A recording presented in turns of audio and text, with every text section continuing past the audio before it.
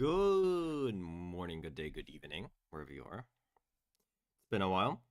I wanted to stream a whole lot more these past weeks and also these upcoming 2 weeks, to be honest. We'll see how it's going to be these upcoming weeks. As you can probably hear, I'm still sick, which means unfortunately I didn't get to make a whole lot of progress on um neither the blue-green video, of course, I guess you would have seen that in the form of a stream, nor the white-red Boros video, which I wanted to record a while ago, but there's just no way. I don't want to... I just don't want to have a video where it's very clear that I'm sick in the internet forever, because, in the end, even if, to me, it doesn't matter mm, how well these videos do, as long as I'm proud of them, as long as I think they're good content.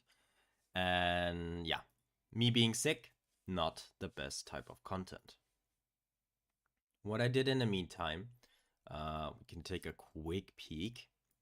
While I was vocally incapacitated, you could say, is I started to work on a new project.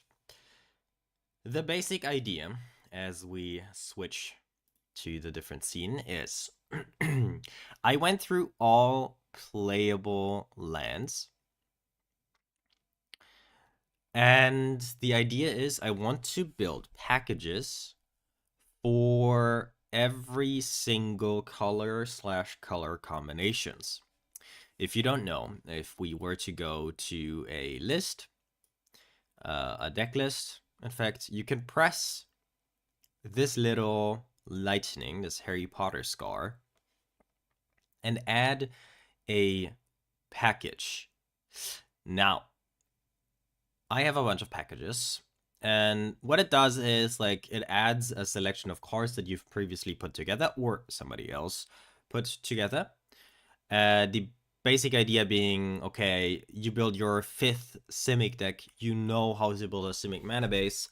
You don't want to do it every single time, just add a package. So this is either for repeat offenders of similar color combinations. I, for example, find myself always trying to remember what the best utility lands were, what kind of MDFCs I like to play.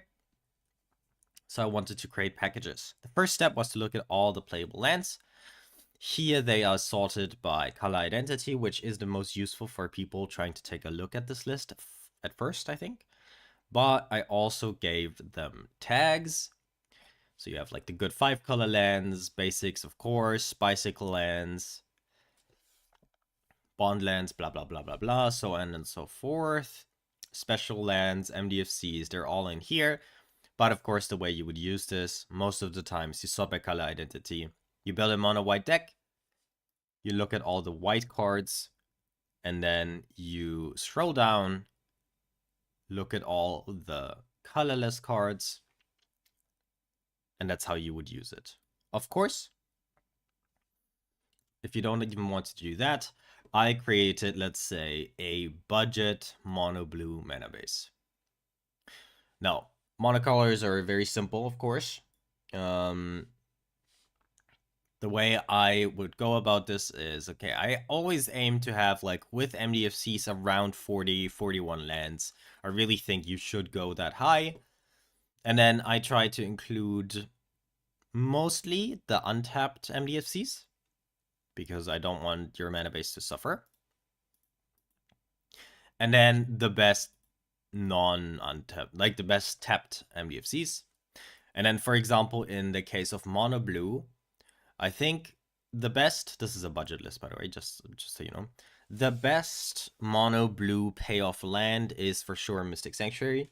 It just puts an instant or sorcery from your graveyard on top of your library, but only if you control 3 or more other islands. That means your island count needs to be super high.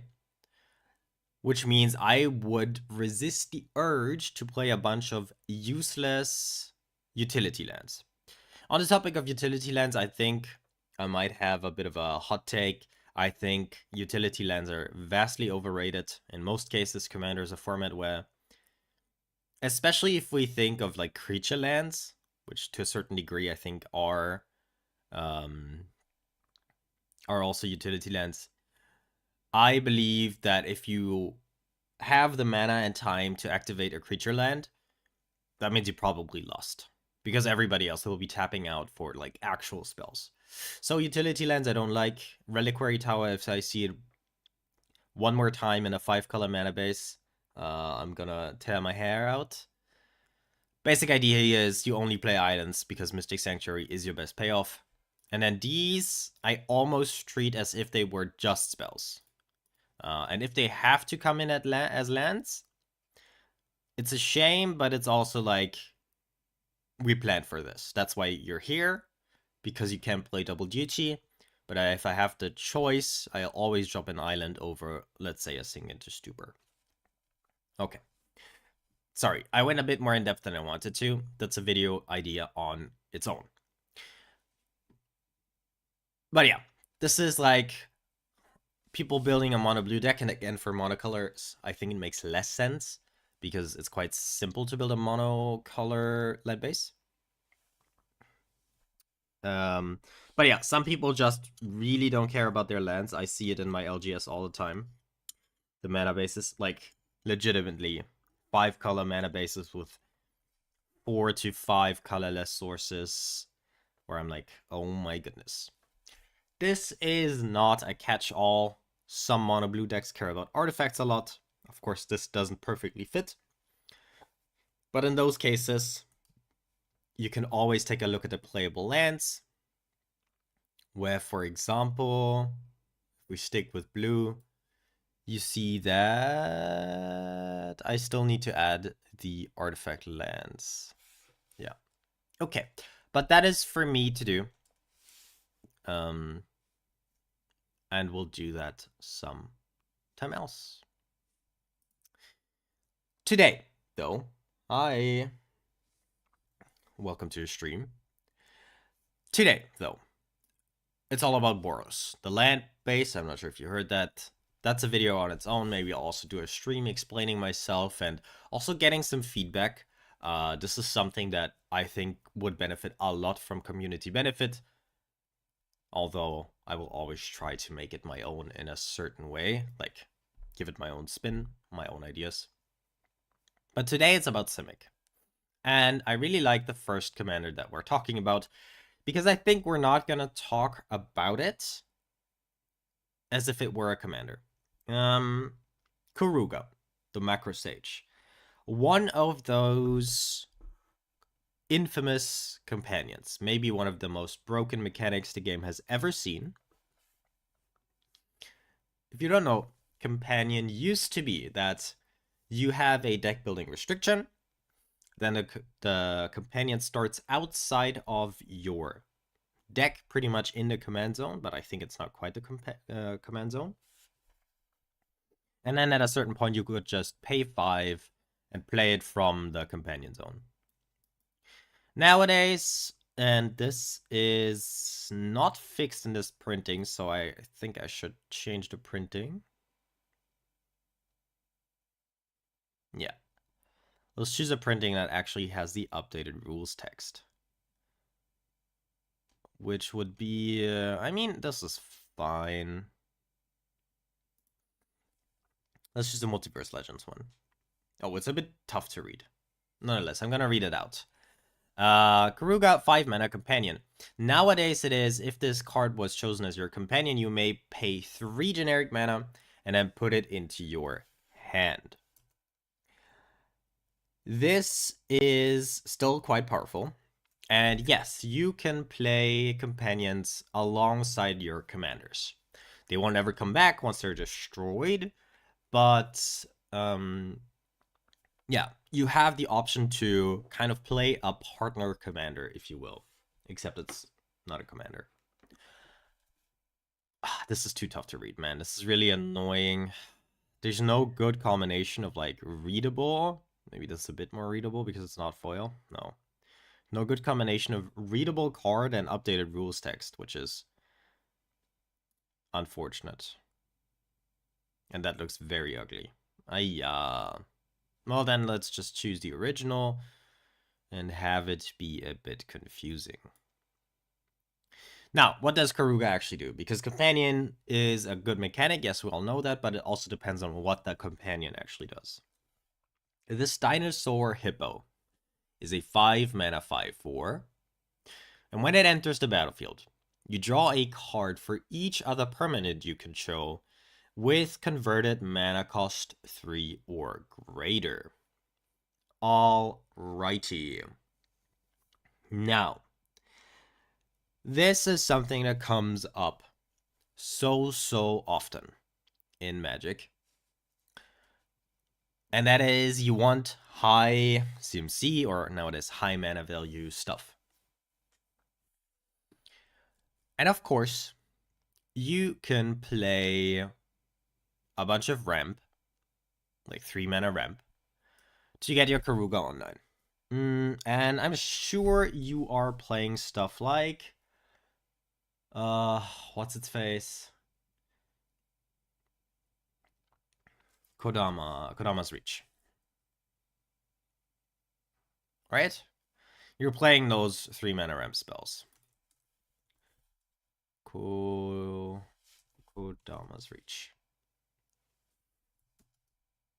There it is. So, 3 mana, such a library for 2 basics, put 1 into play tapped, put the other one in your hand. So you play this on turn 3, you go up to 4 mana immediately. The following turn, you will certainly have the 5th land drop for your Karuga.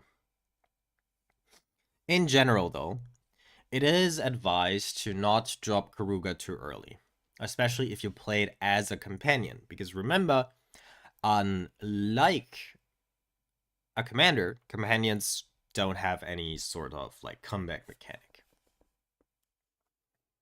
Now, we talk about this quite a lot, and honestly, I think I should make a list. I think that's a topic in and of itself. How do we cheat on mana value?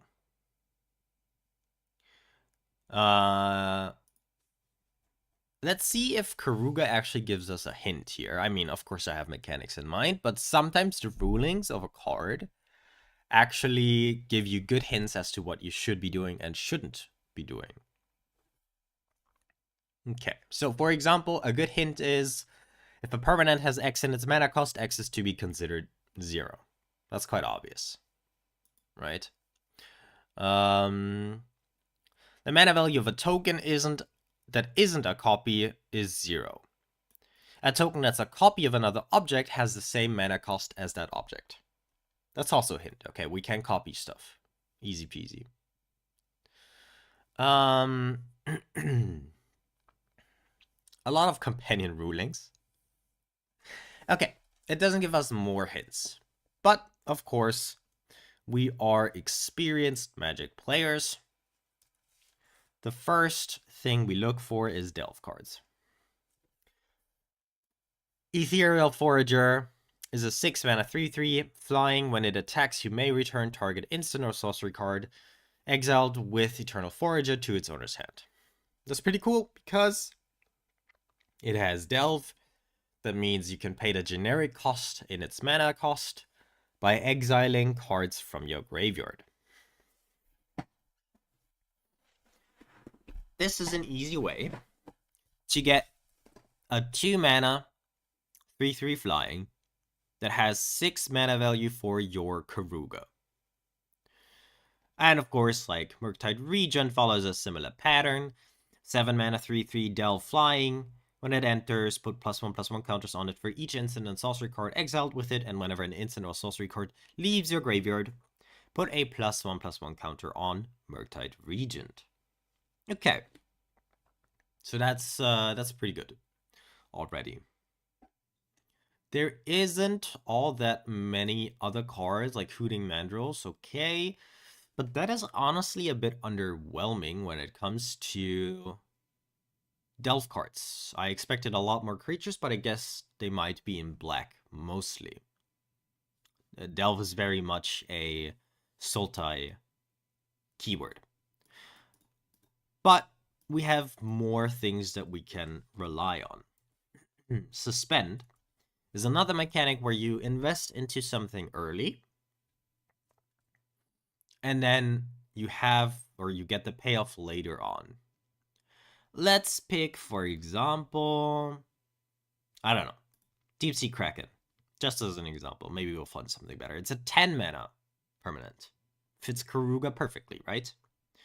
It can't be blocked. Whenever an opponent casts a spell, if this is suspended, remove a time counter from it. So you get this quite soon, I would say, once you get it down. And then it's just a 6/6 that can't be blocked. Nothing to write home about, but I think you can see where I'm going with this.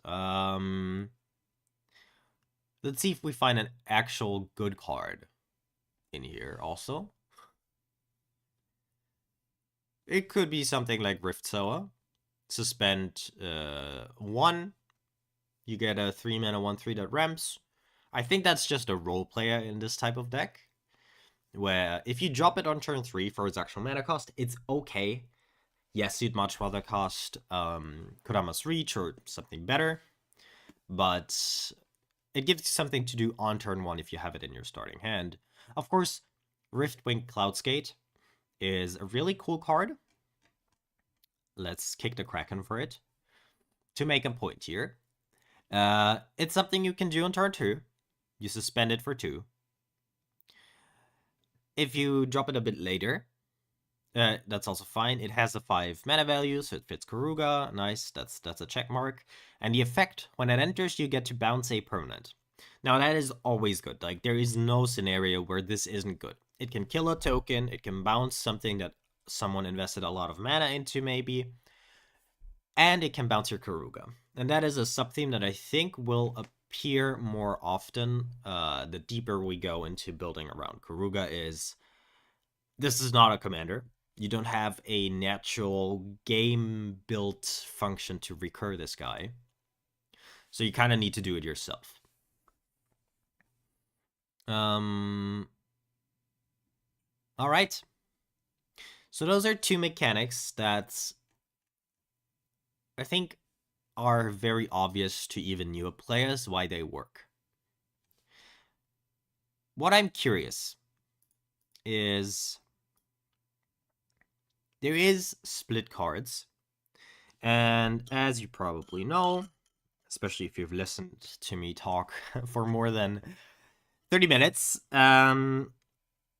split cards everywhere except for the stack, or the split instance, like in your graveyard, in exile, in your library, they have the combined mana value. So if we look at is split,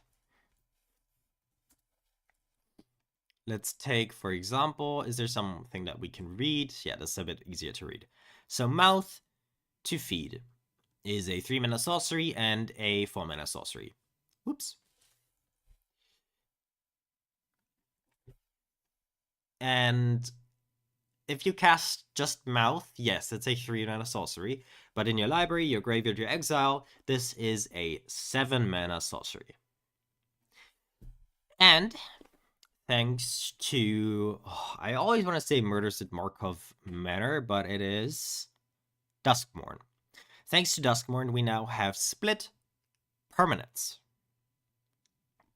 that could technically give you something to do on turns 1, 2, and 3, or specifically turns 1 and 2.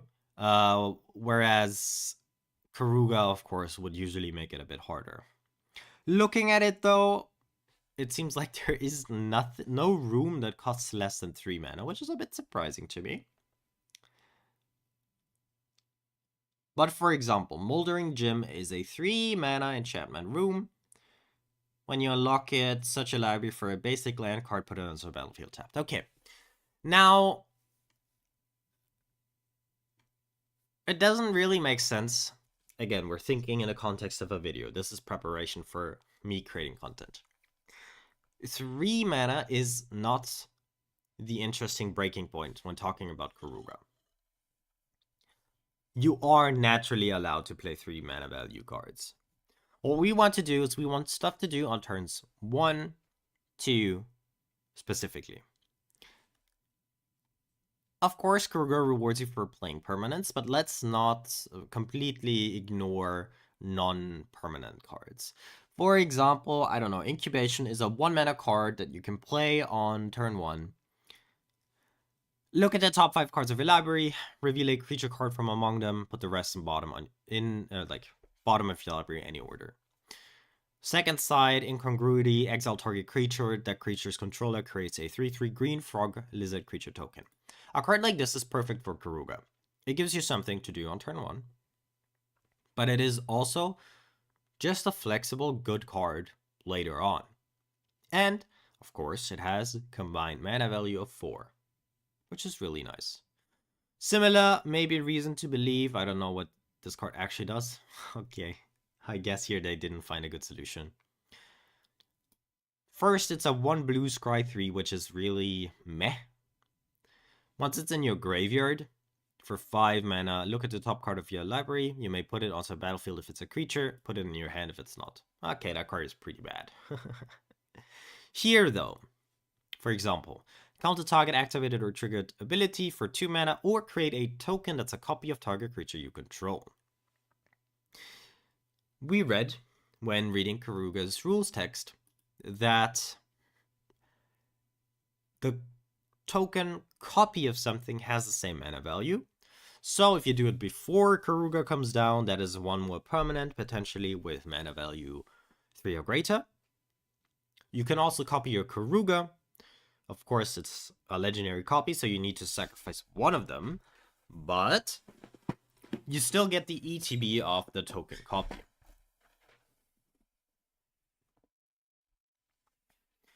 What else are we forgetting here? Of course, when we're talking, when we're talking about high CMC or high mana value, I think I'm getting a bit squeaky again. I'm so sorry, I'm a little sick still. But if we're thinking high CMC, we're also always thinking Evoke. Again, the goal is everything 3 CMC plus, easy peasy. You just pick the best stuff. The goal is to find things that we can do on turns 1 and 2.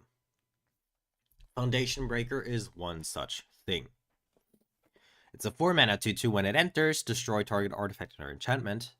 You can play it kind of as if it were a sorcery, right? You pay 2, you cast it, but immediately sacrifice it. Of course, it's mechanically very different from a sorcery, but you get the point. So maybe on turn 2, usually you wouldn't be able to do anything. Here, you just destroy a soul ring and make someone very upset. Or, yeah, let's choose different things. Here, for example, you could investigate twice. I think Wistfulness is a great example. Draw 2, discard 2, or destroy an artifact or enchantment target opponent controls. Evoke 2. Aether Snipe. We've talked about these cards a bunch. In a previous video, of course. But so, Wistfulness, Subtlety works, of course. All of this makes it so you have interaction quite early on. Warp. Warp also works. Let's see if there's good cards besides the Vestige. I know the Vestige is a very good card. Yeah, but we recently got a new mechanic that you can cheat into play. Is there a good one, though? Gain 2 life, put counters on. It's kind of mediocre because, I mean, we can talk about Quantum Riddler. I know it's a $50 card, but just proxy it, honestly. So, 5 mana, 4/6, it fits the Karuga. Check, flying, when this creature enters, draw a card. If you have one or fewer cards in your hand, if you were to draw one or more cards, draw that many cards +1 instead. It's a really powerful card advantage engine. And really, this is here to just have something to do on turn 2. Similarly, Star Breach Whale, it might not be good enough. It might get cut, but when this creature enters Surveil 2, you just do this on turn 2, and then later on you can play it from exile. Technically, there is also Madness. I'm not sure if there's like big Madness cards. Okay, Arrogant Worm, but it's really not powerful. Stuff like Emrakul fit the bill. Okay, so technically Madness would also be a way. Let's look at Arrogant Worm, 5 mana, check. Karuga, check. But you can discard it and then pay 3 to put it into play immediately as you discard it. Or instead of discarding it, I guess. Unfortunately, 3 is just not interesting to us, and also it's a horrible card. So while this mechanic technically would work, like a Lumberjack, it turns out the cards just aren't there. There is more to this, though. I'm sure I'm forgetting something. We can take a look technically at escape cards. Now, for example... is there a good one? Probably not. This is like, we're on the edges of like, what is playable and not. I was thinking of cards like Uro that maybe you mill into your graveyard and then pay a lower cost for escaping it.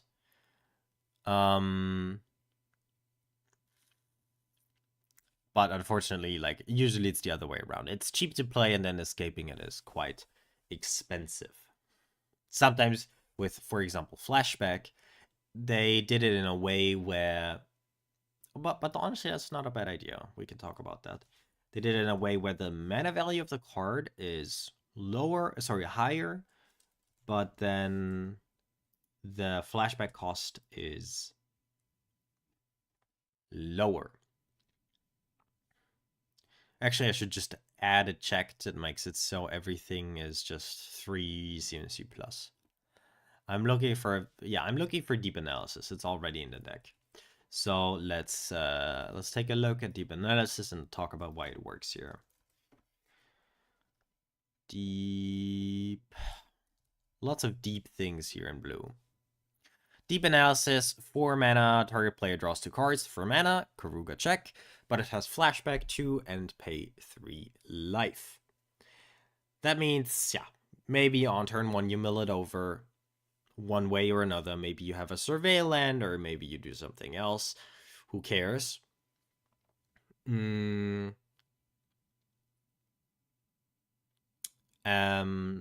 then, yeah, you see the point.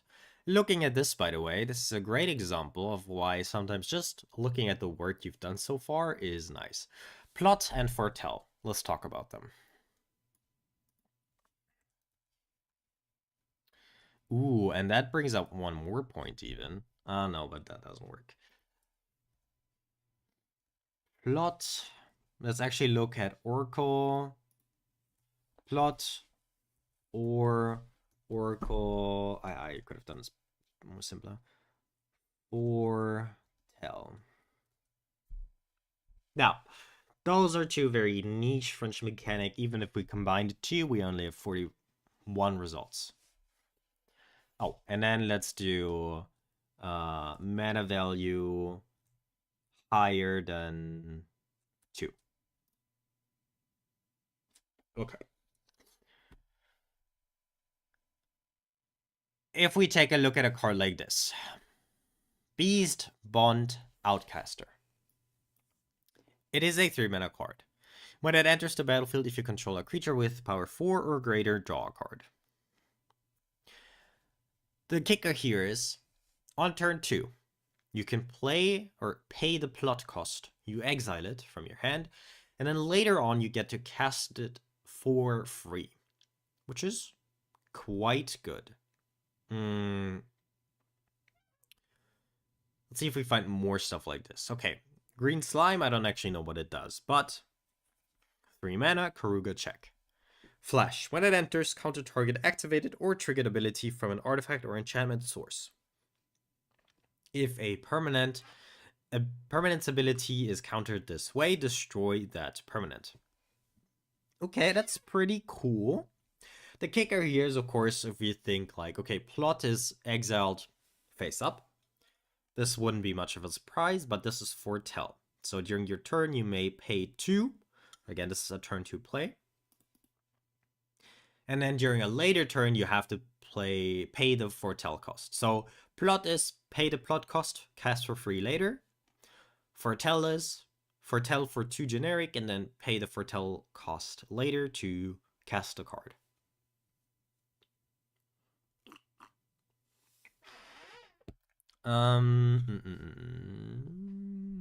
So stuff like Raven Form also works. Simply a sorcery that exiles target artifact or creature, and then replaces it with a 1/1 blue bird creature token with flying. The idea is you have a turn 2 play. I think, yeah, I'm getting my point across. Karuga surprisingly deep. I mean, as I've said, this kind of deserves its own video. I am sure I'm forgetting something. And to make sure I'm not forgetting something obvious, let's look at Karuga as companion. Okay, we see top commanders. But that is like... I guess we should talk about Emoti. If we're playing this as a... sorry. If we're playing Karuga as companion, of course we still need a commander. Emoti, for example, is perfect because she cares about spells you cast having CMC 6 or greater. And, yeah. Right. I think it's very obvious why I think this makes sense. There is a lot of overlap here that we can use. Oh yeah, affinity, of course. Affinity is a mechanic like affinity for forests means every forest that you control makes a generic cost 1 cheaper. Excuse me, I need to mute myself to blow my nose.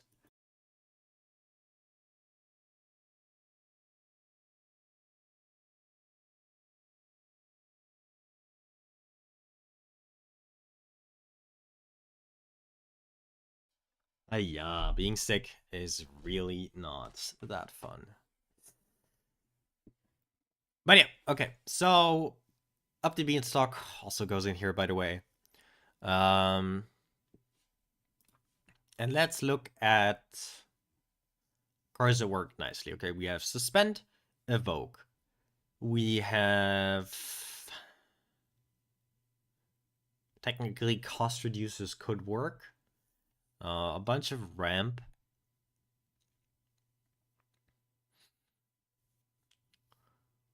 Kiora is interesting because she cares about strong creatures, but that I don't want to make that the focus.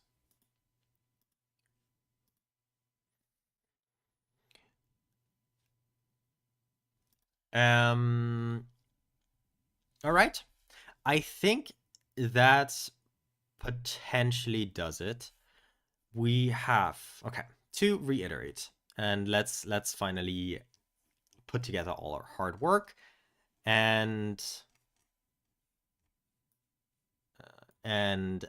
summarize what we found.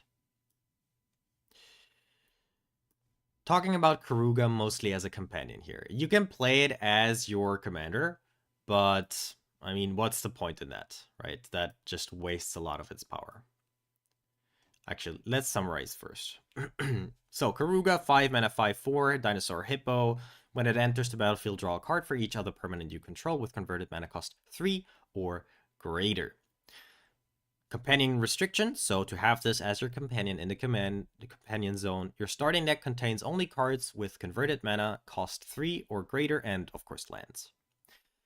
The big question that Karuga is asking when you build around it is, hey, hi Erica, or Erikai, reading usernames. The big question that Karuga is asking is like, what are you doing on turns 1 and 2? Turns 3 and later, easy peasy. The world is your oyster. You're playing Simic, you know what to do starting turn 3, right? You're casting Kodama's Reach, and then you're casting the biggest, the baddest stuff ever. What are we doing on turns 1 and 2? Oh, up to Beanstalk, by the way, of course, doesn't work here. Well, on turns 1 and 2, you could be foretelling, paying the 2 generic. You could be plotting, in case the plot cost is 2 or lower. You could flashback something that you milled on turn 1 or 2. However you did it, I don't know. You could be delving. Also a bit unrealistic, to be fair. You could play cards with affinity. You could be playing split cards that have combined mana value in your deck of, in this case, 5, but on turn 2 you could be countering something. Or you could be evoking. I'm not sure if I'm missing something obvious. Oh, you could be warping also. And you could be suspending. Now, the thing that I want to, 2 more things that we found was Karuga. Has a good ETB, it's not a commander, it's hard to get the commander, to get it repeatably. But as we've learned, if we look at Karuga's rules text, token copies of a creature have the same mana value, so creating tokens of stuff is really good. It's something that we can do for cheap to get more permanents into play that have high mana value. Specifically, copies of Karuga, of course, are very good, even if they're not legendary. This could just be a 3 mana draw 5 or 6 cards, which is, of course, very good. The other way to get repeated ETBs, of course, is by bouncing, which is, or like flickering, which is why I think stuff like Riftwing Cloudskate is very nice. You suspend it on turn 2 if you like have it in your starting hand or draw into it early on. And then worst case, you bounce your own Karuga sometime and benefit off of the ETB multiple times. All right. That's Karuga. And we spent almost half an hour, which is of course way more than I want to spend usually. But it is a very it's a very in-depth deck building question. Or yeah, question that you need to answer. Let's see if Kian also provides similarly interesting questions. It's a 4-mana 2/2. It's an illusion. Okay.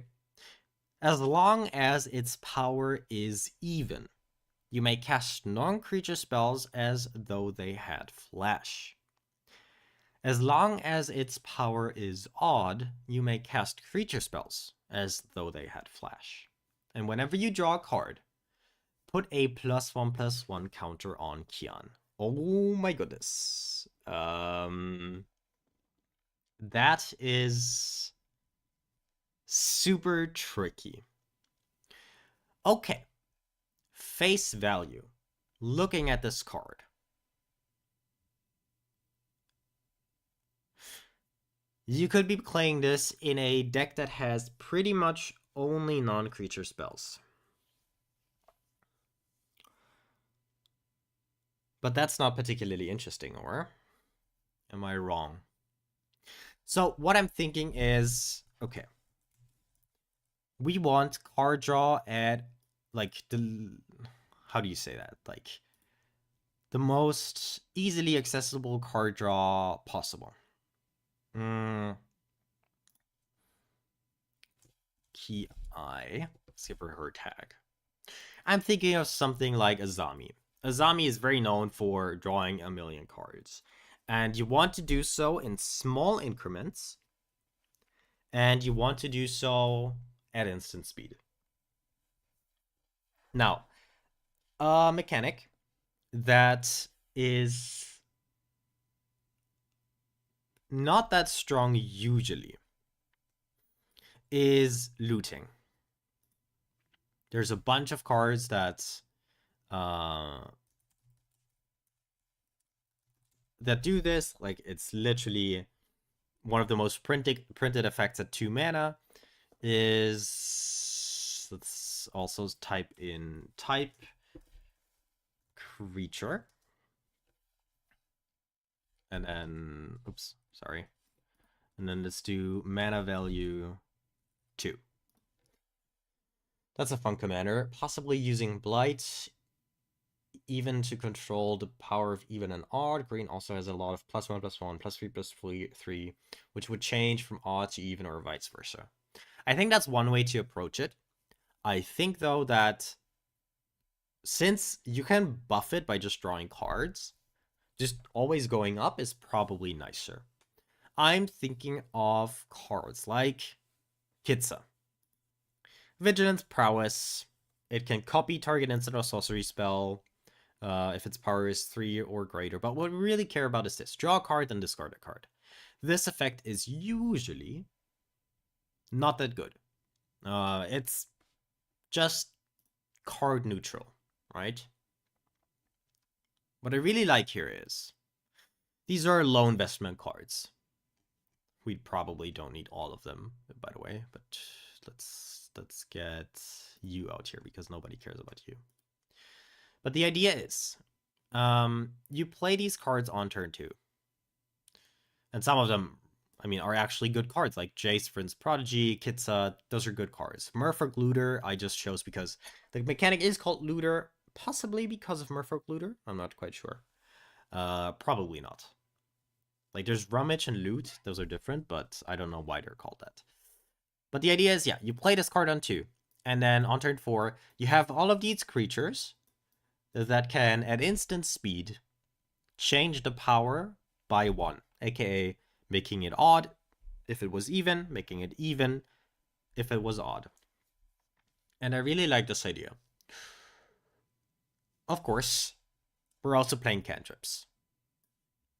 And I think draw instant. I think we're not playing that many sorcery speed. Wait. Let's think about this. Okay, I was thinking of debating instant speed draw spells versus sorcery speed draw spells.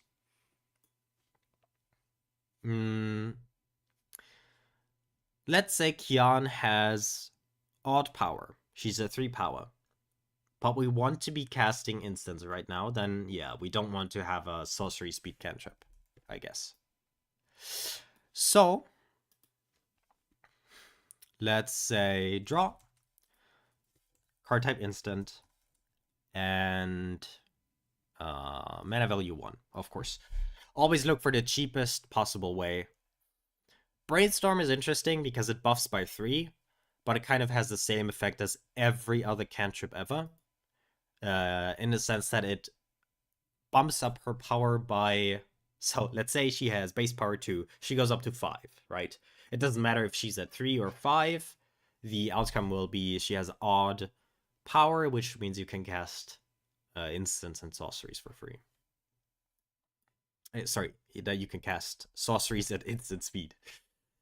I wish you could cast them for free. Those are different commanders, though. Then, let's say her power is even.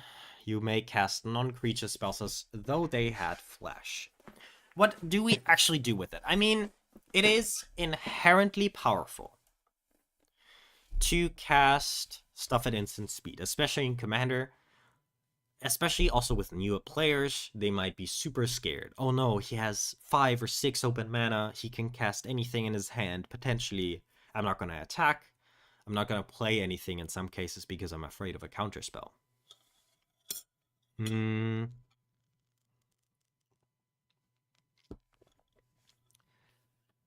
But is there something that is like a complete blowout?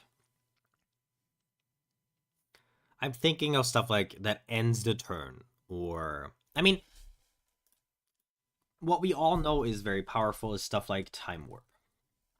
It might already be in a deck. Let's see if it shows up. No. So, of course, to make use of the power is even, cast non-creature spells as flash, sorceries come to mind. In my opinion, maybe the most powerful sorceries to cast at instant speed are extra turn spells. In Commander, you can weave them in between, so you could, like, pass your turn to a player, that player takes their turn, and then you take another turn for yourself. Usually what you're trying to do with extra turn spells is you want to chain your turns together to make like the most informed decisions. So you wait until it's almost your turn, the player is trying to pass the turn to you, then you cast Time Warp at instant speed because Kion is at even power. And then you take 2 turns. That's quite obviously very powerful. Another thing that is like a huge blowout with instant speed is, of course, in combat, sometimes you just get a huge block. So let's say maybe we find a card that says blocking creatures or something like that.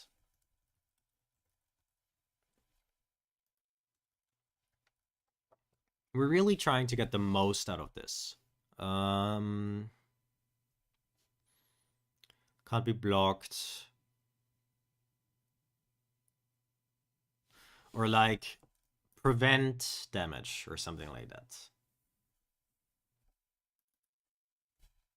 Damage. If you have any ideas, by the way, you can drop them in chat. Prevent damage. Okay.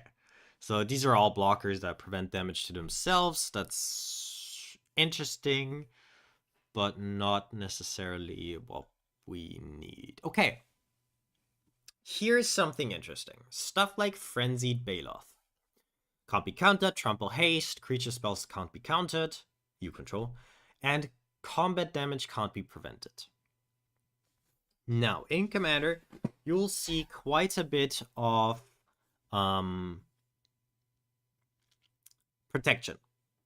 Protection from black, red, blah, blah, blah, blah, blah. What new players sometimes don't know is protection makes it so you can block for free, of course, right?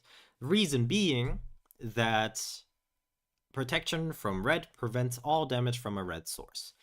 If combat damage can't be prevented, then protection doesn't give you a free block. So that is a huge blowout. I was hoping to find something that like prevents all combat damage and then you put that many +1/+1 counters on something.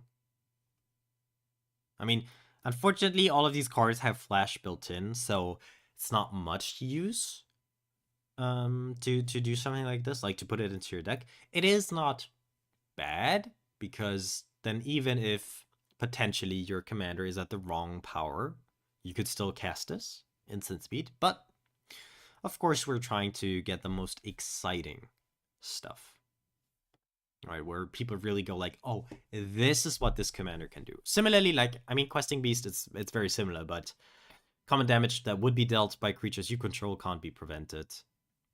Yeah, I think you get the point, although you would much rather cast it pre-combat. So, maybe not the best example. Spore Frog. I mean, Spore Frog is interesting. At instant speed, prevent all combat damage that would be dealt this turn. So, you could either flash it in to just block, or you could just flash it in to sacrifice it also.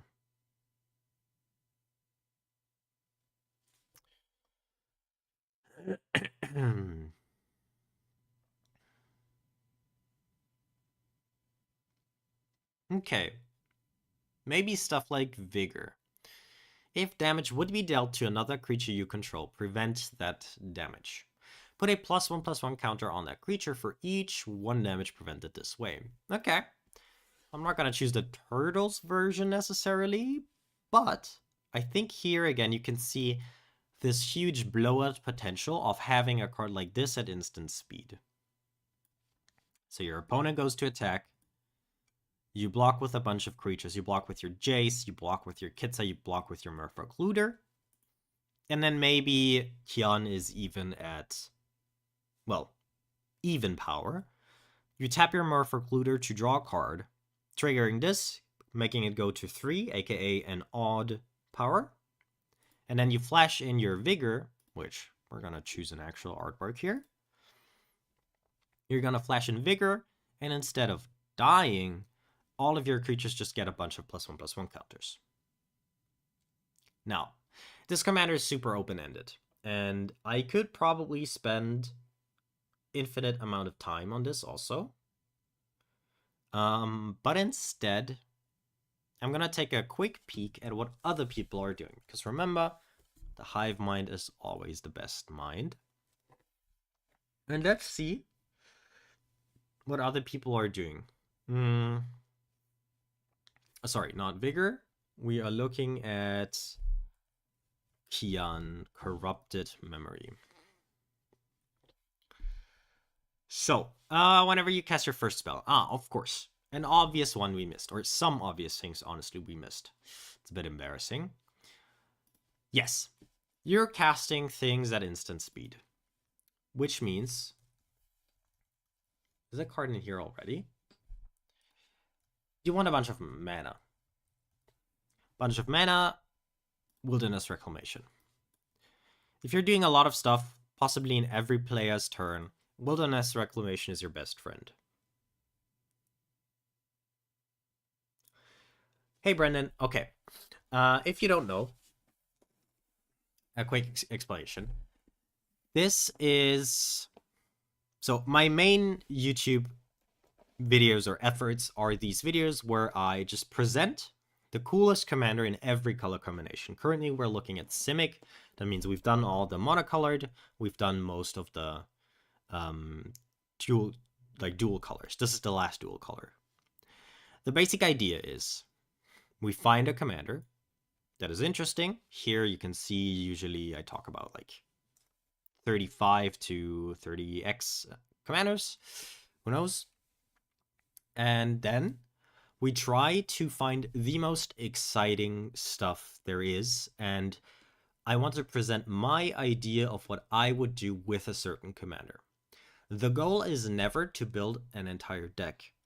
The goal is to get people excited about what this commander can do, so they then start building their own deck. Because, first of all, I'm not the best deck builder. Second of all, I think deck building is potentially the most fun thing about Commander, at least for me. And then, yeah, my goal really is to get people excited. So, to answer your question, this is not a deck. You can see there's 264 cards. This is a selection of commanders and then a package of cards around it that explains what I think I would do, aka also what is possible. So, good example, Karuga. Let's talk about what you need to do to make Karuga your companion. What mechanics are there? Plot, flashback, evoke, foretell, stuff like this, right? Explaining what a commander can do, or collaboratively finding out what a commander can do. Because again, sometimes, and this is why I love live streaming this process of research for the video, is people have such good ideas sometimes. And yeah, the videos really benefit from it. So in the example of Kian, my first idea was, okay, you want to have card draw at your disposal always. The easiest ways to do that is cantrips, yes, and looting, which usually isn't a good mechanic unless you're playing like delve cards. But if your commander wants card draw for like pretty much every turn, then suddenly looting becomes a whole lot better.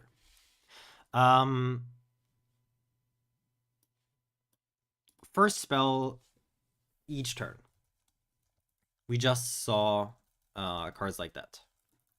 First spell, opponent's turn. There is a sub-theme of cards in blue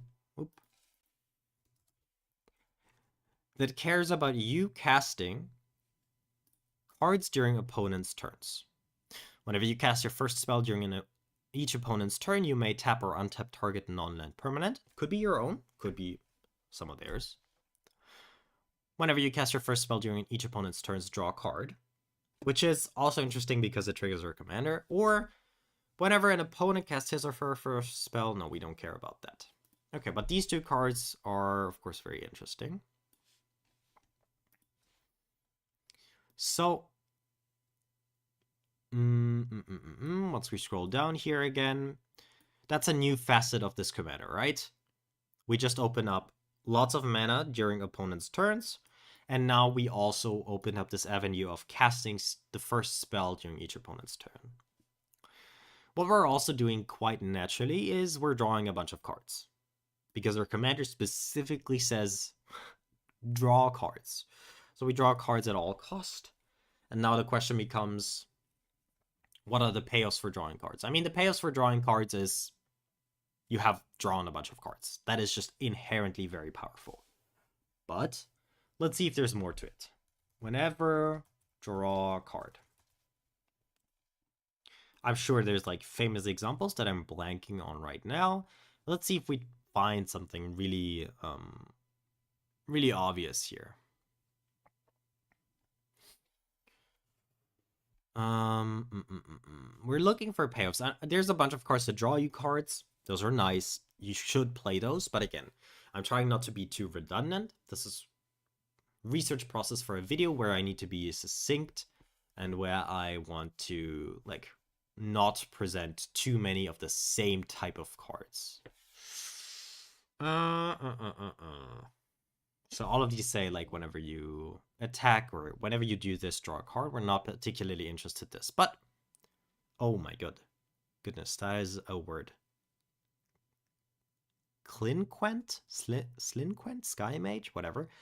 Whenever you draw a card, put a +1/+1 counter on this creature. Now, is this a strong creature? Not necessarily.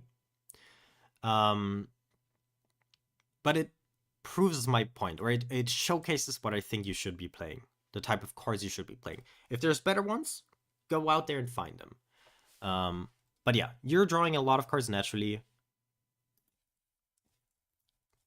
So play cards like this. Potentially better cards.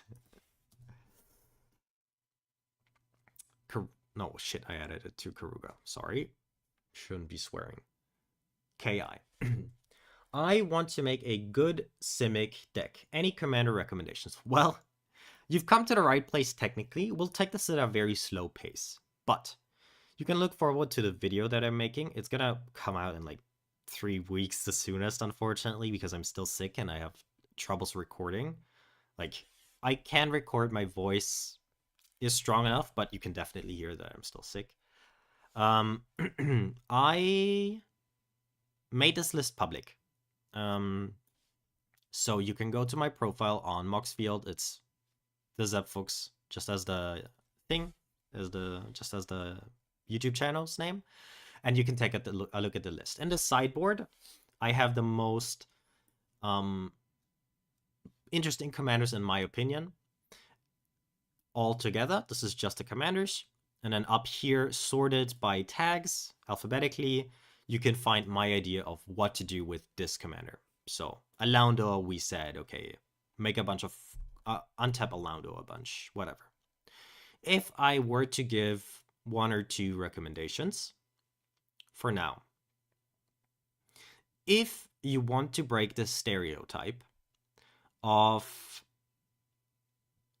Simic being just a value fest, like, oh, you always go big in Simic, and there's nothing interesting, you should probably play... Oh god, is it called Kedrick? Edric is his name. Edric. Now, Edric is the most consistent aggro deck that I've ever seen, in my opinion. The idea with Edric is you play... Oh, let's read what Edric does first. 3 mana, 2/2. Whenever a creature deals combat damage to one of your opponents, its controller may draw a card. So this is symmetrical. Your opponents also get to draw cards when they hit your opponents, but you get to build your deck around Edric. And what you do is you play pretty much only 1-drops that are nigh impossible to block, either because they literally can't be blocked, because they have shadow, because they have flying, or whatever. You play a 1-drop on turn 1, you play 2 1-drops on turn 2, turn 3 you draw Edric, attack, draw 3 cards. And then you don't need many payoffs, you'll be drawing your entire deck all the time. I actually have to, like, I built a deck around Edric. And then cards like Beastmaster's Ascension, whenever a creature you control attacks, put a counter on this, 7 or more counters, your creatures get +5/+5. This is the most consistent aggro deck I've ever seen. Druid's Repository, whenever a creature attacks, put a charge counter on this, And then you get to remove a charge counter to add mana and cast spells. Really, really nice. The other one that I had an incredible amount of fun deck building, but I cannot say how well it plays, is Jadzi. Now, Jadzi is an 8 mana 5/5, discard a card, return it to your hand. Magecraft, so whenever you cast or copy an instant or sorcery spell, reveal the top card of your library. If it's a non-land card, you may cast it by paying 1 instead of its mana cost.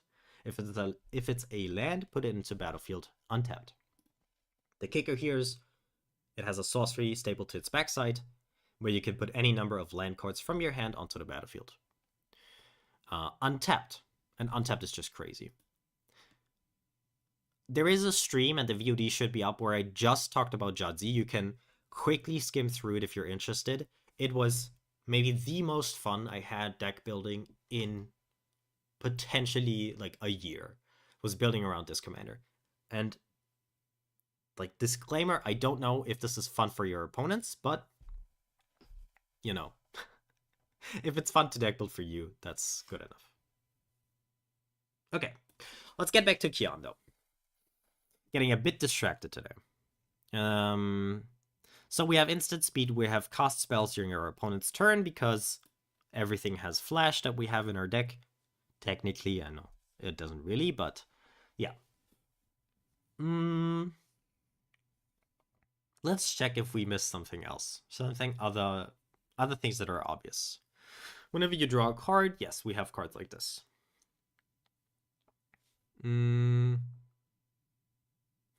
Gazier Drake, or Geyser Drake, is an interesting one.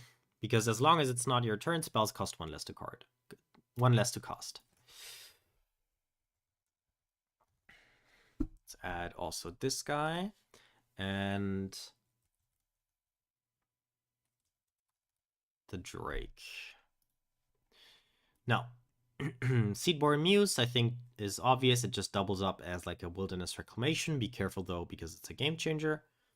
Which is a bit weird in my opinion, but it's okay. It's like a 5 mana 2/4. Just kill it. I guess I can see why it's on a game changer list. And then, yes, making stuff cheaper at instant speed is just very nice. I would really like to find one more thing that makes casting things at instant speed a banger. So, for example, somebody's trying to search the library, and you cast an Aven Mind Censors. Blowout, stuff like this. Like, players can't draw cards, maybe. I'm thinking, of course, like Opposition Agent type cards, but Opposition Agent is banned. Let's look at players can't. That is a good phrase.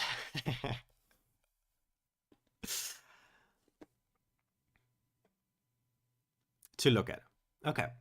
For example, players can't search the libraries. Okay, somebody tutors, you flash in a Mindlock Orb.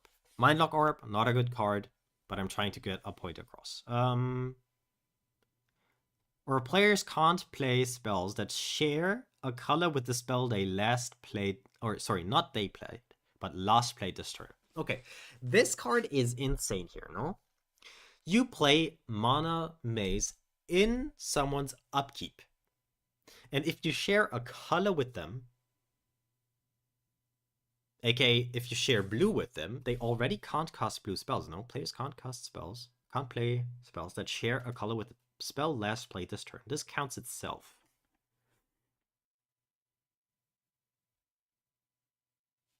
That is insane. No, that is such a toxic card. Teferi, Master of Time. Let's take a look. I think he gets loyalty counters, right? As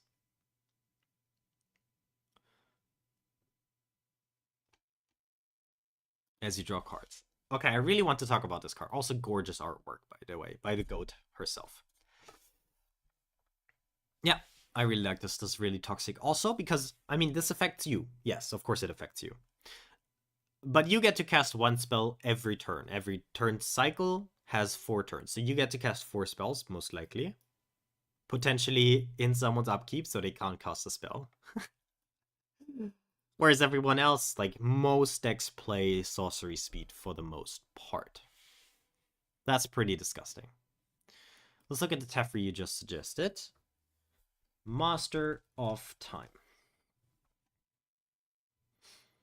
You may activate loyalty abilities of this guy or on any player's turn, anytime you could cast an instant. Ah, perfect, right? See, this is why this the videos also benefit so much of me live streaming, because yeah, this is exactly what we need. We draw a card every turn cycle. This is even better than the looters, of course. Like, it has the downsides of being a planeswalker and costing 4 mana, but this is potentially 4 changes in Kian's power and toughness. Nice. Thank you for the suggestion. Really, really good. My goodness. We're spending a lot of time on these commanders, but they are super duper interesting, though. I'm not sure if I'm going to get through all of them, but I will just stream again tomorrow. I don't know why, but great, like, viewer numbers for my small little channel. Let's move on to Crewfix. We can't spend forever, unfortunately, on just one commander. Wait. Oh, this program is just really slow. Crewfix, God of Horizon. One of the beautiful, beautiful, beautiful Theros gods. Let's give it its tag. KR. 5 mana, 4/7. God Indestructible, legendary creature enchantment. Of course, all the Theros gods are. As long as your devotion to green and blue is less than 7, this isn't a creature. You have no maximum hand size, and if unused mana would empty from your mana pool, that mana becomes colorless instead. Holy moly. This might be the most Simic commander ever. I mean, there's a bunch of really Simic commanders in Simic, as one would expect, but this is crazy. So it makes me think of Omnath. Yeah, which Omnath? Omnath, Locus of Mana. Omnath is, among its cards, there is one that is a 3 mana 1/1 elemental. You don't lose unspent green mana as steps and phases end. Kind of a double up. And Omnath gets +1/+1 for each unspent green mana you have. Of course, the idea here is that, yeah, you have a million mana, but it does become colorless instead. So maybe not the best combo. These are 2 replacement effects. So if you have both, I believe you get to choose to have your green mana still be green mana. Whereas this will always make it so your mana becomes colorless. Okay. What do we do, or how do we get a lot of mana? There is a lot of cards. Of course, everybody's thinking of stuff like the Nyxborn Elder, right? That's one of the cards. Nyxborn. No? Nyx Seed, maybe? So stuff that doubles up your mana. Okay, there's a million elders, right? Is how you get a lot of mana. Usually, especially if you have like multiple doublers, you get to choose in which order they apply. Okay. I need to find the wording. Whenever tapped mana.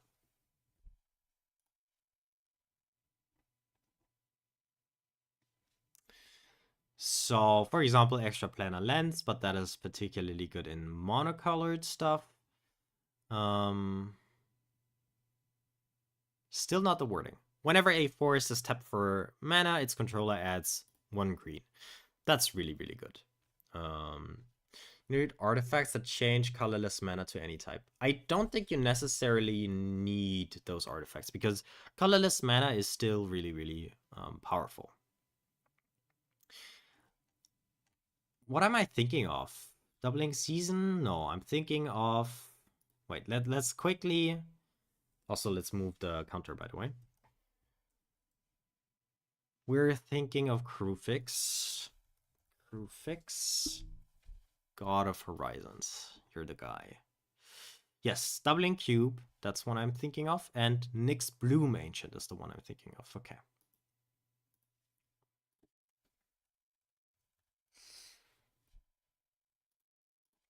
And then the cube. Now, Doubling Cube is interesting because it is an artifact that literally doubles the mana in your mana pool.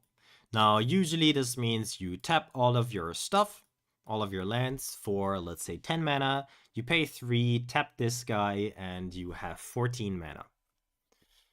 With Kruphix and stuff like Omnath, of course, you will have a bunch of mana floating in your mana pool anyways, all of the time, and then Doubling Cube just gets absurd. There is more cards like that. There's a Magus of the Vineyard and Eladamri. Sorry, I added it twice. Vineyard. Instead of just doubling, you can also just find cards that add a bunch of mana to mana pools. For example, Magus of the Vineyard adds at the beginning of each player's pre-combat main phase 2 mana to that player's mana pool. I'm not sure if you need cards like that, but it's certainly a route you could go. What else makes a million mana? I mean, there's stuff that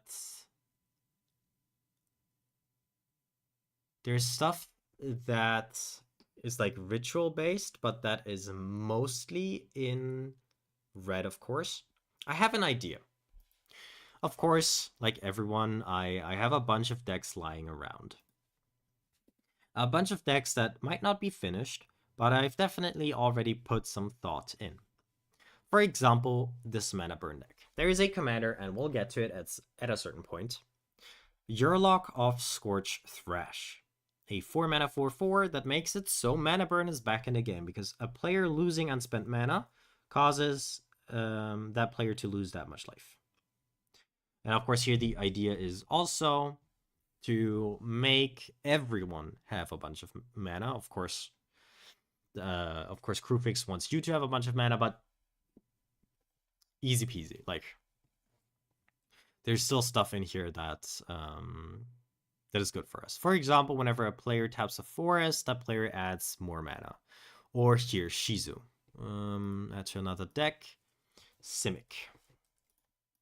Now Shizuko, at the beginning of each player's upkeep, that player adds 3 green. Now everybody can make use of that 3 green, but for you, those 3 mana will stay in your mana pool forever.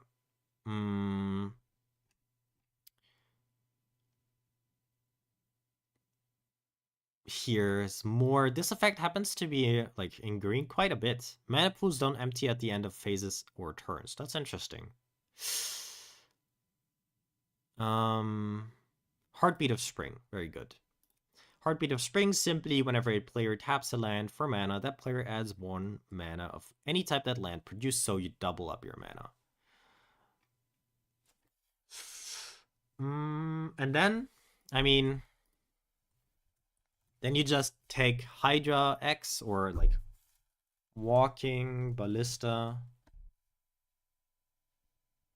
How's Walking Ballista? Probably double L? Yeah.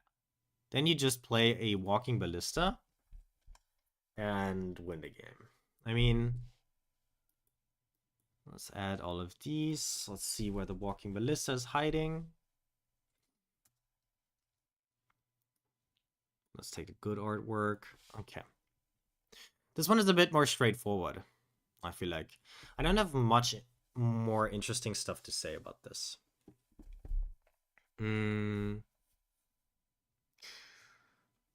Kruphix not being a creature, for the most part, is honestly an upside. Creatures are much easier to remove. There's a lot of exile-based removal, Swords to Plowshares, Path to Exiles, just to name the white ones that are super common. Pretty much in every deck that has white, they run at least one or probably both of these things. So that isn't really an issue. You not having a maximum hand size, also not that important. People vastly overestimate not having a hand size. as seen by everybody playing Reliquary Tower. How does the commander work with Omnath? Does the mana become green or colorless? So, I believe, I might be wrong, but I think I'm right. When there's two replacement effects. So, if this would happen, instead do that, right? If instead. And, actually, that's not a replacement effect, maybe. I think the green mana stays green and everything else becomes colorless in this case. Let's view details. Let's look at Omnath. If green mana, blah, blah, blah. Okay, it doesn't specifically say, but yeah, you don't lose unspent green mana. You just don't.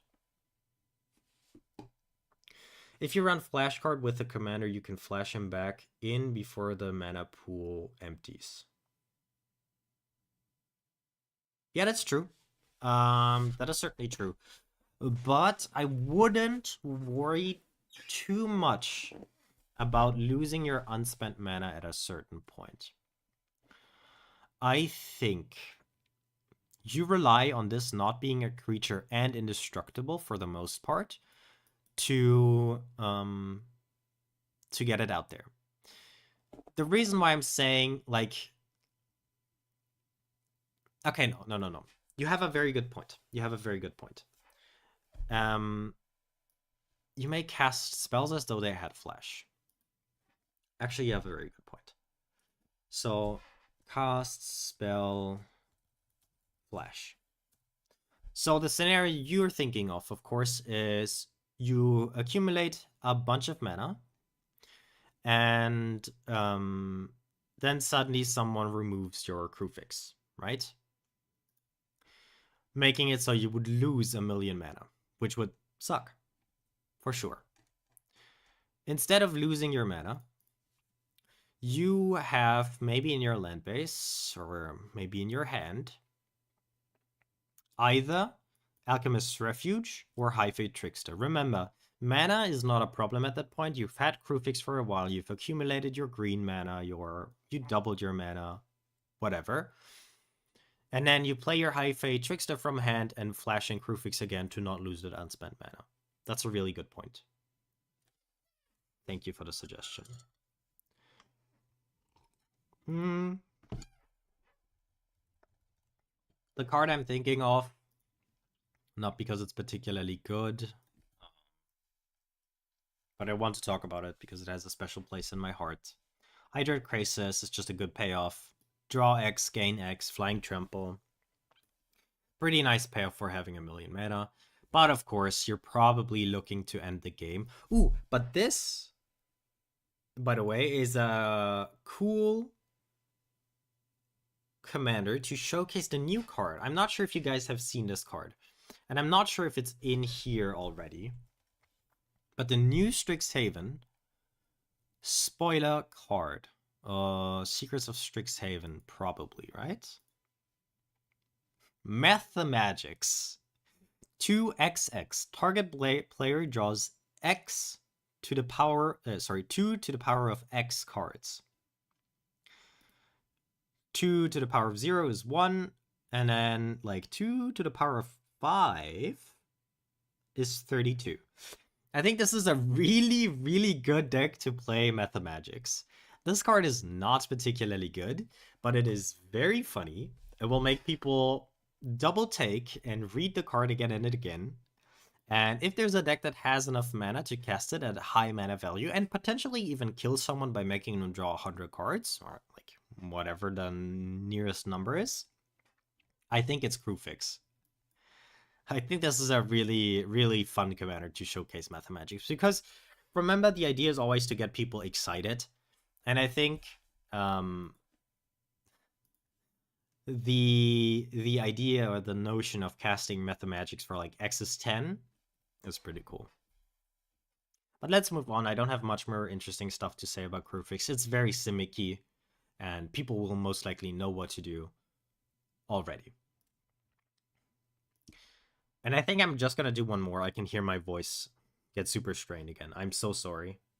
Maybe I'll do one more, but yeah. I'm just still sick. Super annoying. I'm so sorry. But I'm gonna make up by streaming more often. Let's give this a tag LOC because we're gonna talk about a second Lonus in a second. Let's start with this one though. Lonus Cryptozoologist, a 2-mana 1/2 Snake Elf Scout. Whenever another non-token creature enters the battlefield under your control, investigate. Now, investigate, of course, means you create a clue, and a clue is an artifact where you can pay 2 mana and tap it. I don't actually know. Probably tap it to draw a card and sacrifice it. Lonus itself, though, makes use of clues by tapping and sacrificing X clues to make target opponent reveal the top X cards of their library. And then you get to put a non-land permanent card with mana value X or less from among them onto the battlefield under your control. That player puts the rest on the bottom of their library in a random order. Okay, that's pretty cool. You kind of get to steal people's stuff.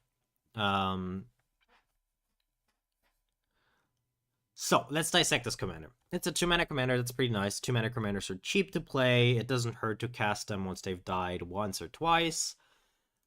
And it cares about creatures entering the battlefield under your control. That means flickering is very interesting. So let's look for exile, return.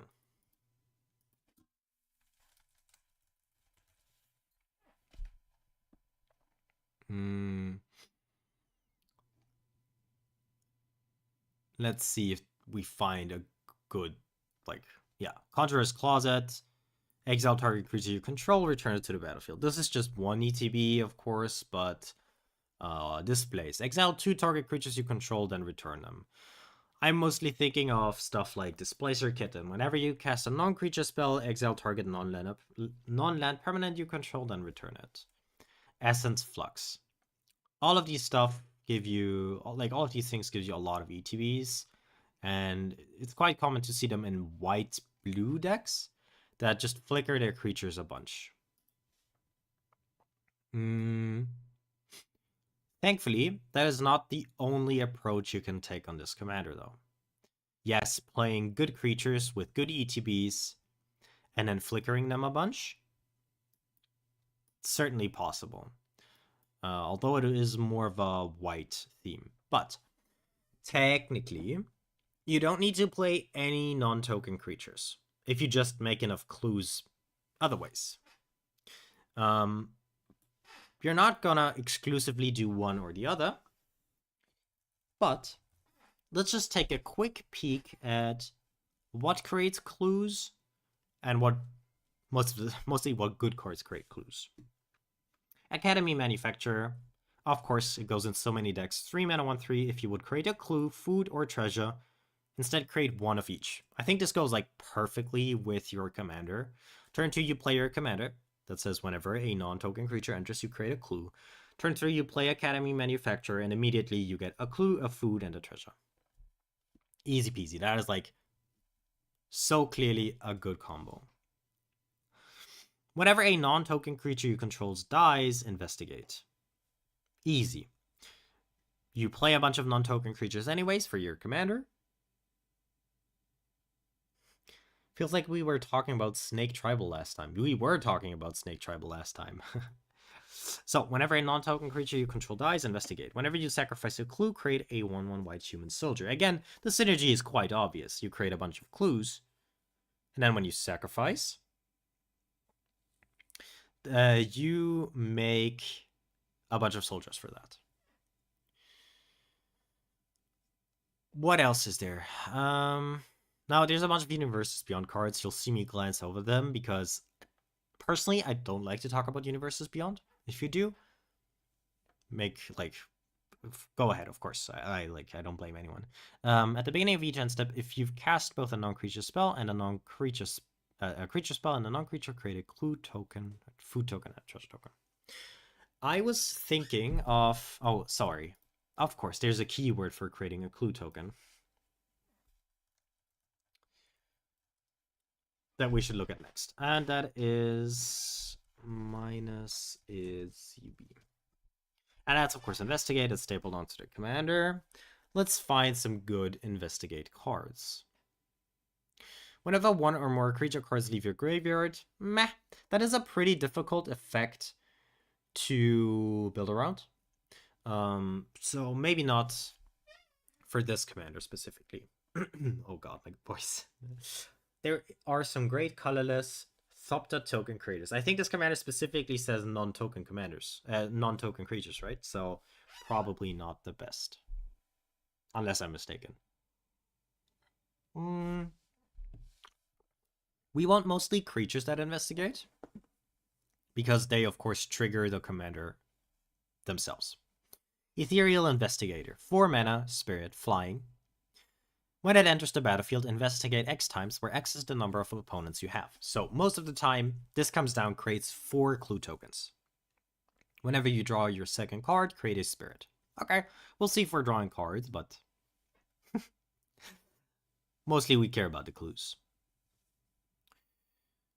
Gravestorm. When you cast a spell, copy it for each permanent put into a graveyard from the battlefield this turn. Investigate. That's an interesting card. I am completely unsure if this is remotely playable. This seems super difficult to play around. But it sounds fun. It's worth a mention for sure.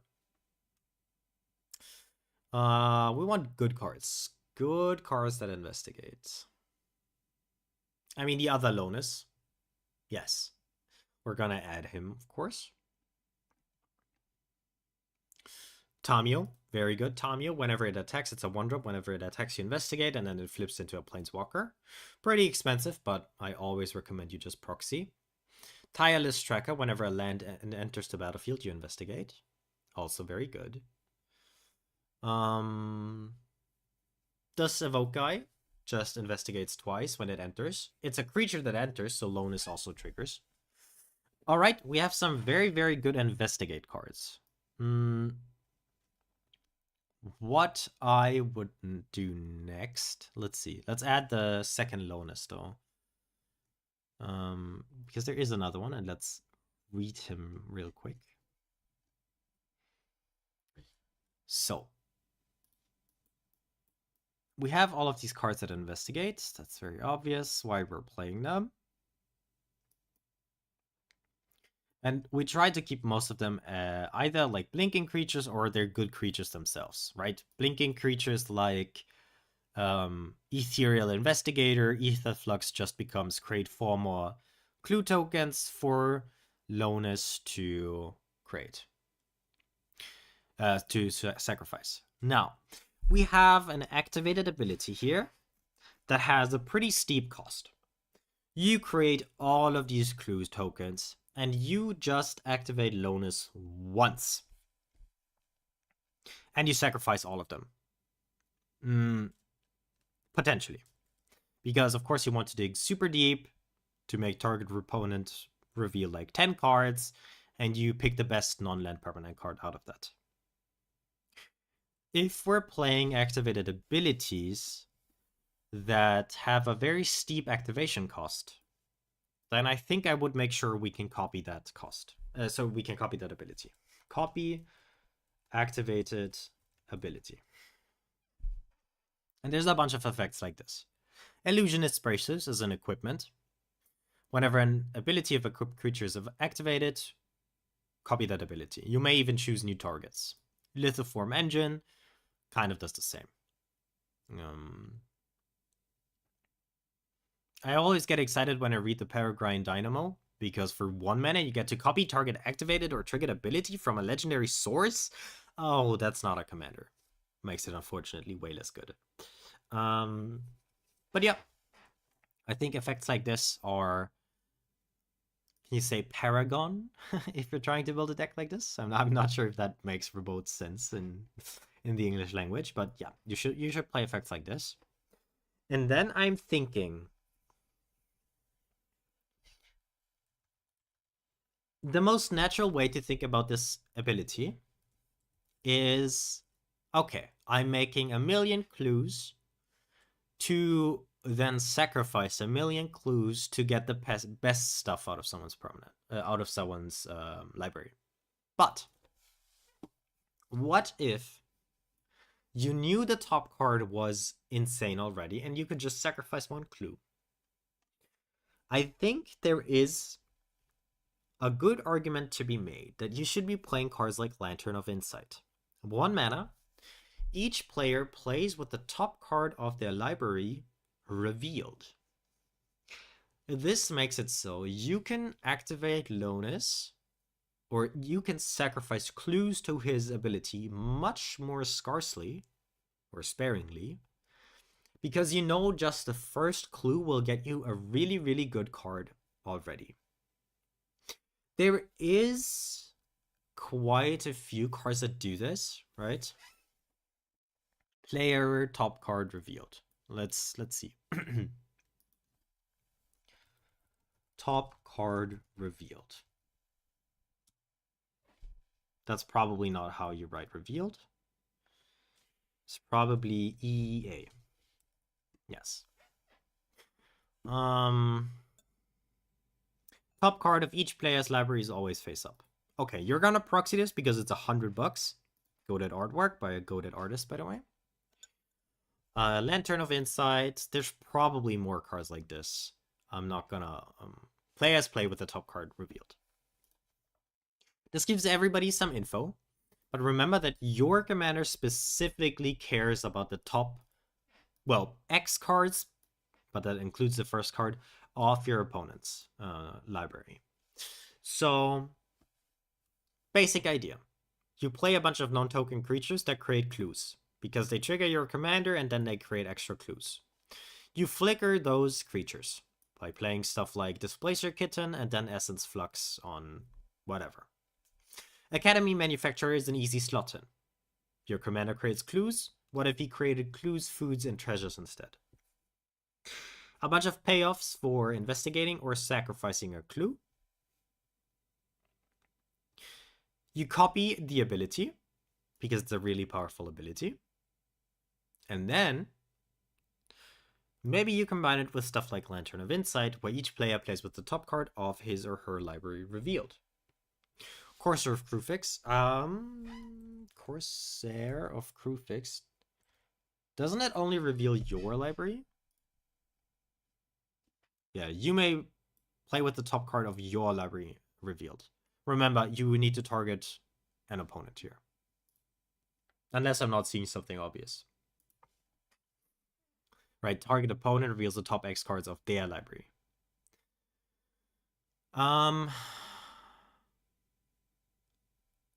I remember there was a black card that made it so 2 people could tutor a card to the top of their library, maybe. Let's take a quick peek at what EDHREC suggests. Maybe we are missing something very obvious. I don't think so. The Cryptozoologist, which is also terrible.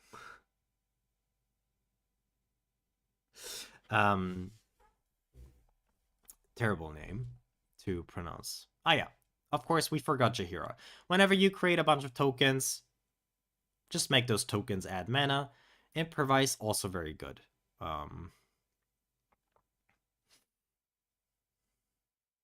Ooh, tap 2 untapped artifact to control, draw a card. Again, it's always worth it. I'm going to move this to the second screen, by the way, so I can add those cards while talking. All right. Jaheira, maybe she's already in here, by the way. Jaheira. She's not. Jaheira, Friend of the Forest, is a very interesting card because tokens you control have the ability to tap for green. That's insanely powerful. Inspiring Statuary is also really good for this deck because it gives your non-artifact spells improvise. Improvise means you can tap artifacts to pay for generic mana. And then Shimmer Dragon, just a quick peek at the EDHREC list can improve your deck a lot. I know EDA track isn't what I like to do at the beginning of my deck building, but to just get an idea, just a quick peek. I don't want to do it all the work for me, but the Hive Mind is the best mind. Shimmer Dragon, tap 2 untapped artifact to control, draw a card. Alright.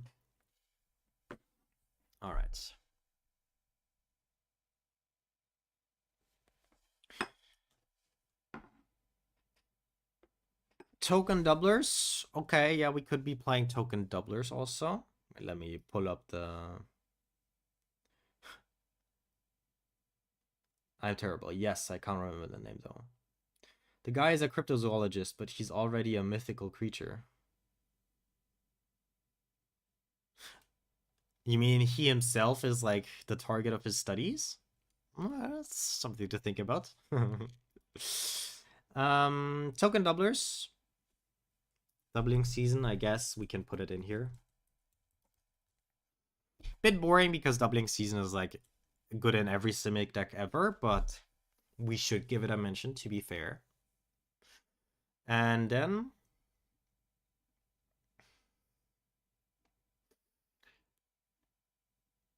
is that it? We should probably be talking about affinity to artifacts and improvise. Artifacts. Oh, artifacts. Artifacts.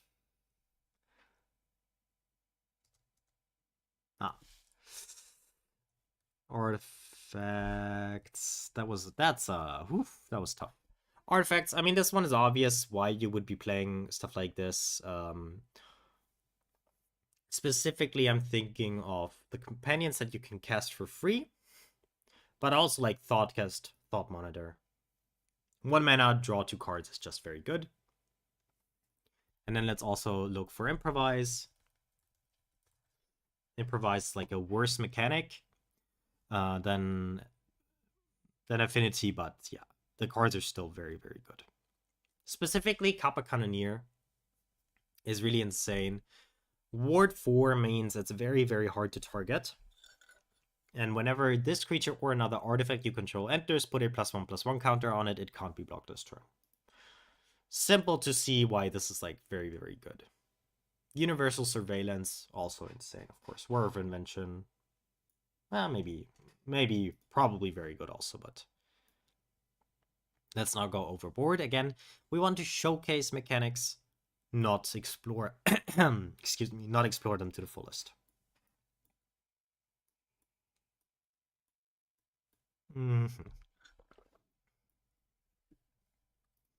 Sorry, I need to quickly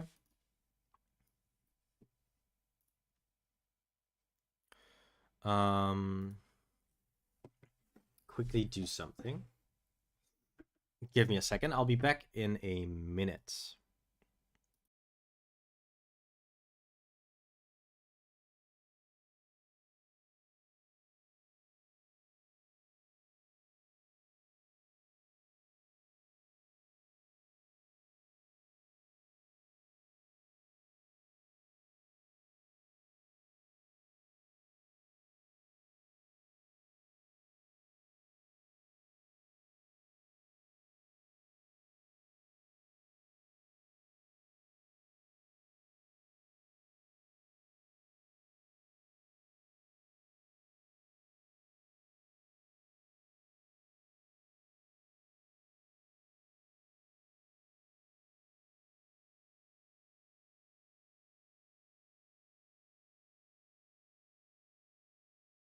All right, I'm back. I'm sorry. Did you mention Fey Offering? I don't even know Fey Offering, so no. Let's take a look at what Fey Offering does.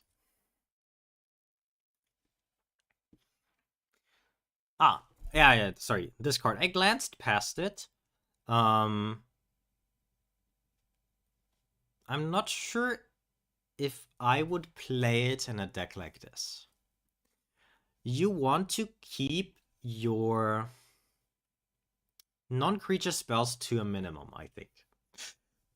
The best ones, of course, you're going to play. If you want to go the Lantern route, you're going to play Field of Dreams, Lantern of Insight, Yes, but you mostly want to play creatures. So I think there's a chance that you won't be triggering this all that often. If you build your deck accordingly, yes. Personally, I think might be hard to trigger. All right. And let's lastly talk about the Lonus genetics expert. There's a second copy that I also deem to be quite interesting.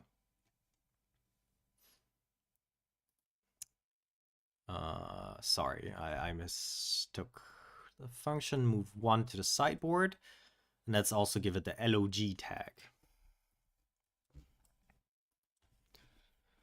Hashtag LOG. Now, Lonus Genetics Expert is a 3-mana 1/2. It has Evolve, which means whenever a creature enters that is stronger under your control, put a +1/+1 counter on this creature. Whenever one or more +1/+1 counters are put on this guy, investigate that many times. Whenever you sacrifice a clue, put a +1/+1 counter on another target creature you control. Okay. So this guy creates a bunch of clue tokens. But mostly, like, Evolve is nice. It will naturally give this +1/+1 counters. But really, this is like Hardened Scales, the commander. Hardened Scales. Probably in here already, right? Oops, no, that's the wrong one. Oh, it wasn't, okay. Now, Hardened Scales, whenever one or more +1/+1 counters would be placed on that creature you control, put that many +1/+1 counters on it instead. That many +1. There's more like this. There is, what is it, the loading zone from the new set Edge of Eternities. And I say new, even though we've already had like 3 sets since then. But if one or more counters would be put on a creature you control, twice that many counters are put on it instead. And then there's also, and I'm blanking on the name, but that's easy to find, I hope. It is green, it is counter draw, and it is an enchantment. Enchantment. I'm thinking of, sorry, and set is Edges of Eternity.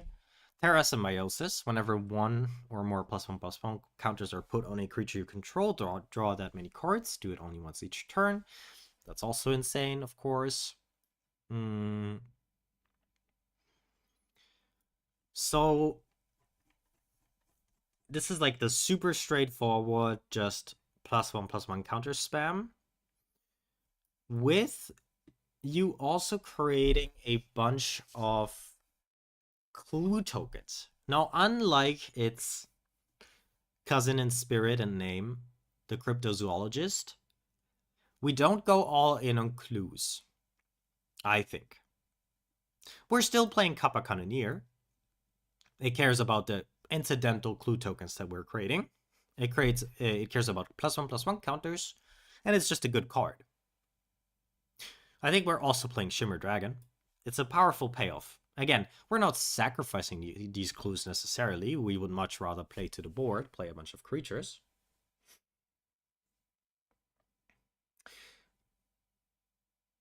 You can activate the commander in response. Wait. What about Zur's Weirding? Yeah, Zur's Weirding, I thought about. Okay. Let me finish some thoughts, and then we're going back to Zur's Weirding. Would ninjutsu creatures unblocked count as 2 entering in a battle? Might increase the amount of triggers. Which commander are you talking about? Are we talking about the cryptozoologist? Because, of course, ninjutsu is entering the battlefield. I don't see more synergy besides that. And here, if we're talking about the genetics expert, if the creature has greater power, I mean, it triggers the evolve if it's stronger, for sure. But I don't see much more synergy besides that. Zur's Weirding. Let's talk about Zur's Weirding real quick, because this is the last one. I'm sorry. No, actually, I'm not sorry. Today has been a bit all over the place, but it's also been fun, like, talking about all of these cards a bit more in depth. So, Zer's weirding. Players play with their hands revealed. That's not that interesting. If a player would draw a card, he or she reveals it instead. Then, any other player may pay 2 life. If a player does, the card is put into the graveyard instead of being drawn. Now, let's read this card.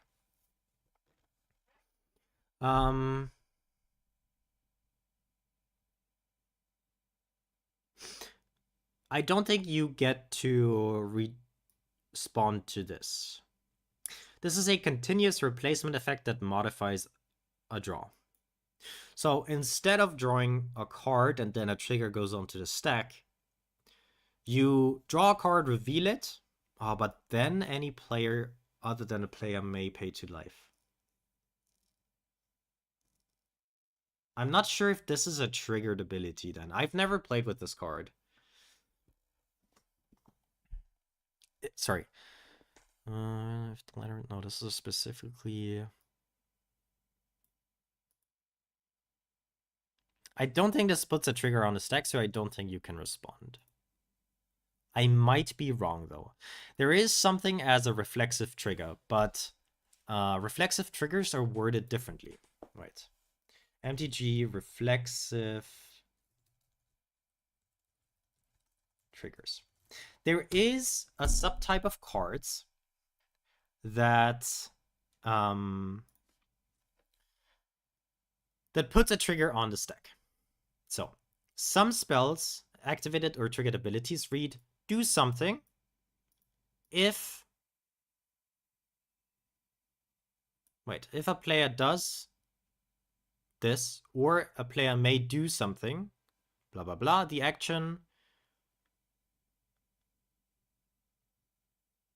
If a player does or doesn't clause checks whether the player chose something.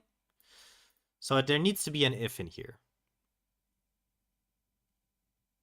I don't think this is a reflexive trigger, unfortunately. It's a bit of a, well, it's a weird card. This is very weirding. Wait, if a player does, this is a trigger. If a player does put the card into its owner's graveyard.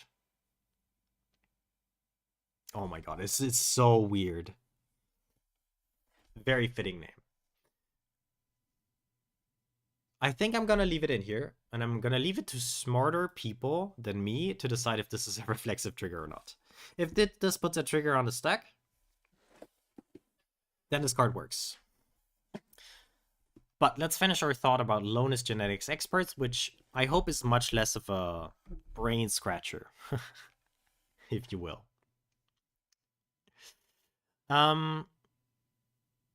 So, Evolve. I don't think we care about Evolve all that much. Whenever one or more +1/+1 counters are put on this guy, investigate that many times.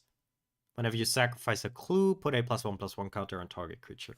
Is there something that sacrifices artifacts to put counters on something? Sacrifice, artifact,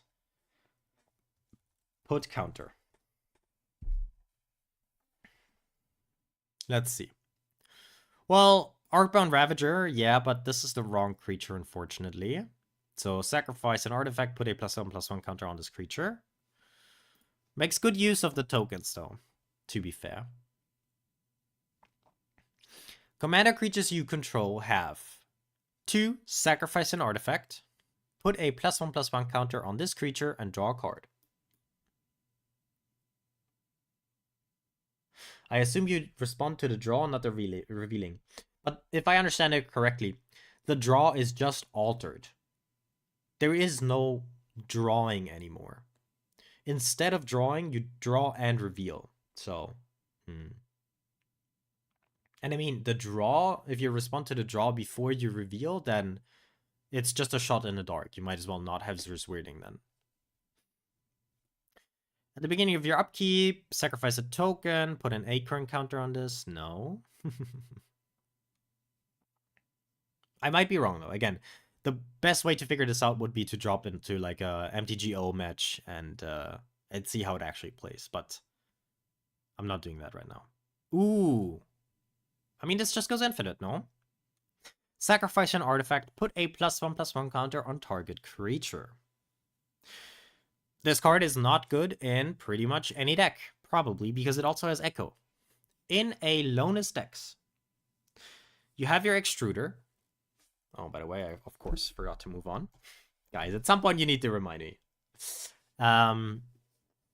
You sacrifice an artifact, aka a clue, to put a +1/+1 counter on Lonus. Whenever a counter is put on Lonus, you create a clue token. So, yes, that's exactly the type of card we were looking for. Maybe there's more stuff like this.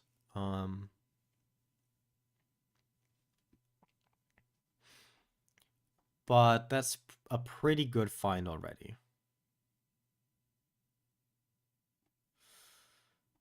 Let's see. Sacrifice, draw, blah, blah, blah. That's not what we're looking for on this creature. Okay. Let's go back and see our findings.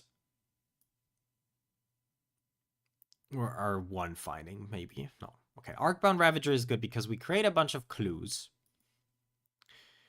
And we can sack them to Arcbound Ravager, which puts a bunch of +1/+1 counters on Arcbound Ravager, and then we sacrifice Arcbound Ravager and put all the counters on Lonus. We put a bunch of counters on Lonus, that means we create a bunch of more clue tokens. Oh, no. We haven't really approached this third paragraph here. Whenever you sacrifice a clue, put a +1/+1 counter on target creature you control.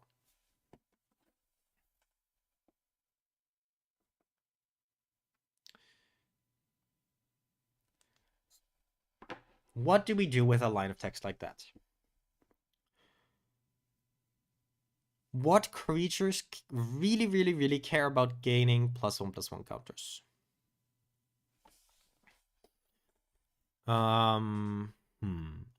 Whenever +1/+1 counters are put, whenever counter put is the phrase I'm gonna try. Whenever counter put. Let's look for creature.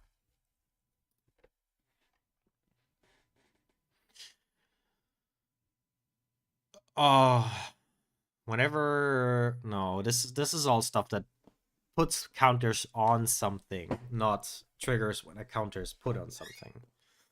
It's a bit unfortunate.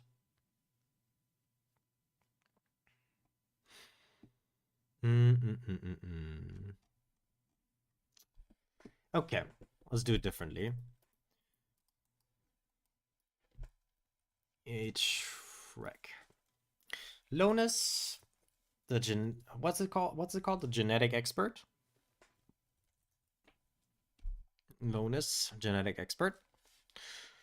Sometimes when stuff is too difficult to find, I'll try to get an idea of EDA trick. Oh, nice. Yeah, but we found like the big payoff we found already, right? These cards are already here. Nice. Kami of Whispered Hopes is a good one. Now, Kami of Whispered Hopes is a 3-mana 1/1. If one or more +1/+1 counters would be put on a permanent you control, put that many +1 instead. And then it also taps for X amount of mana, where X is its power. This works perfectly with getting counters from Lonus, and it also works perfectly with Lonus because, well, you put more +1/+1 counters on things.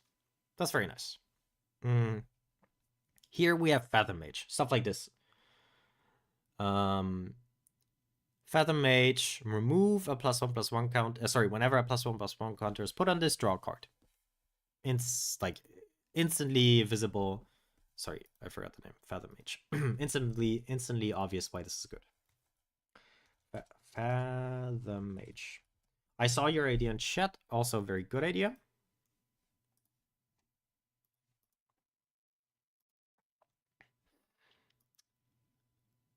And we're gonna take a look in a second once I add all of this. And let's change the artwork. Although some of the Final Fantasy artwork is really cool. I just generally prefer the OG artwork. It's like, I mean, look at this, it's so cool. And then we're thinking, you said remove draw. That's a remove counter draw or remove counter. Let's look for a remove counter, put counter, maybe. Maybe there's a maybe there's something like this. Remove all +1/+1 counter and put, okay. This guy comes with 2 +1/+1 counters, and for X and tap, remove all +1/+1 counters, then put that many. Oh, and instead you put X. That's not quite what we're looking for. Remove a +1/+1 counter from this creature, put a +1/+1 counter on another target creature you control. That's interesting. Because it also has the if one or more counters, put that many +1. So that's really good. There are also removal spells that remove creatures that don't have counters on them. But in green and blue? Can you name an example? While we look for more stuff that like removes counters, I'm sure, yeah. Remove a +1/+1 counter from this creature, add 1 mana of any color to your mana pool. Very good with a commander that puts +1/+1 counters on things. Here, only to activate abilities. I mean, that cracks clues. This guy enters with X +1/+1 counters. You remove a +1/+1 counter on it to add generic mana, but you only get to crack clues with them. Or like activate any ability, but yeah. Power Conduit. Oh yeah, Power Conduit is a good one. Is it that good? I need to think about it for a second. Remove counters from this guy, destroy target artifact. That's good removal, right? Removal on a stick. Or like artifact destruction on a stick.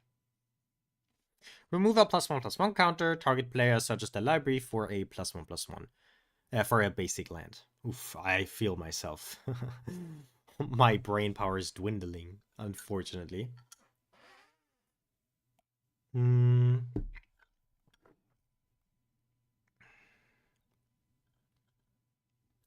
have a bunch of -1/-1 counters. I'm only at H. I'm gonna give it a quick skim to see if we find cards that are like known to be good.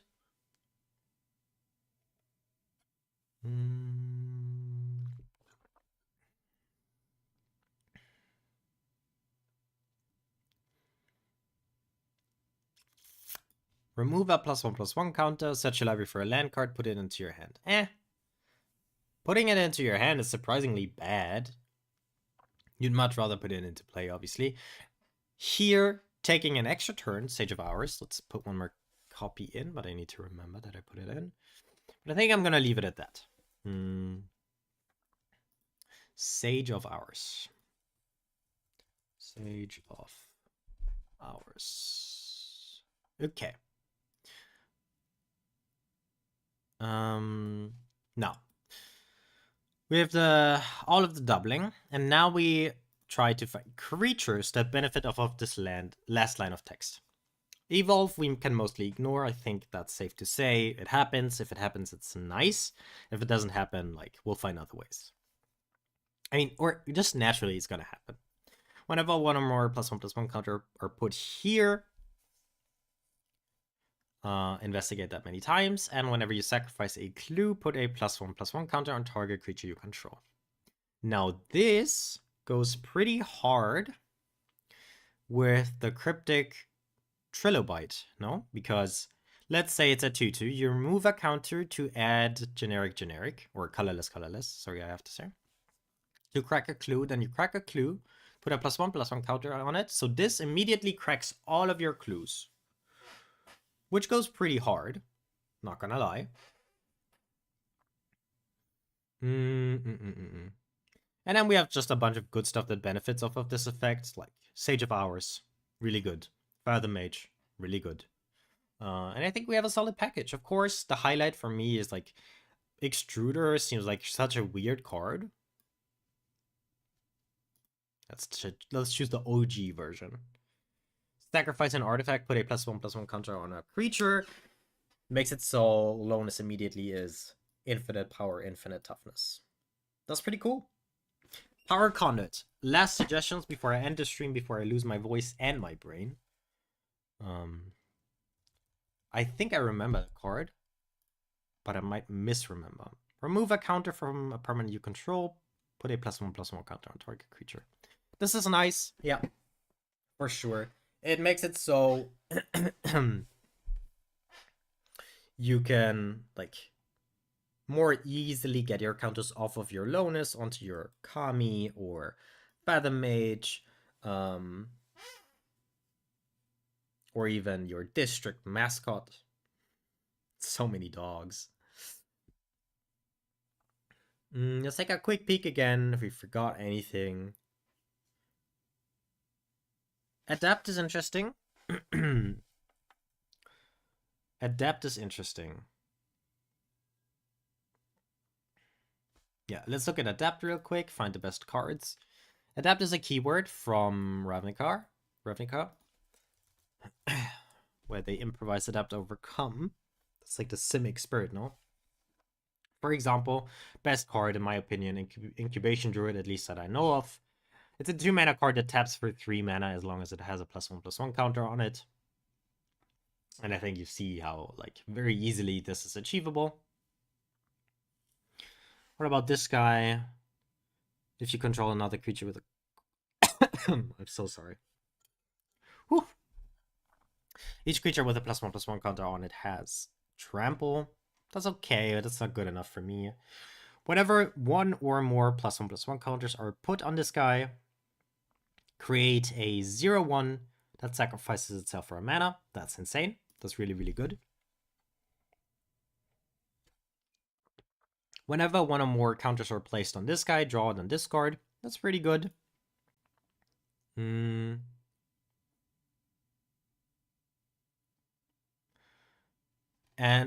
improvise, and what else do we want to talk about? Not improvise, adapt. And evolve. We can look at other evolve stuff. Because I'm curious. It's not a keyword that you often look at, because it's just not that good. But maybe there's some hidden gems. Now, there's a bunch of cards that just have evolve. All of them are pretty bad, unfortunately. This guy you can regenerate. That's meh. Fathom Mage we already have. The Gyre Sage is really good. It taps for mana for each +1/+1 counter on this creature, and it has evolve. Very nice. Whenever an opponent casts a non-creature spell with mana value less than this guy's power, draw a card. That's really powerful. Whenever this evolves, put a +1/+1 counter on each other creature you control with a +1/+1 counter on it. Seems like you could go infinite, but I don't see it right now. Remove one or more +1/+1 counters from this guy. Gain control of a creature. That's pretty powerful. And whenever this guy evolves, create a copy, but it's a fallout card. All right. I think that does it for today.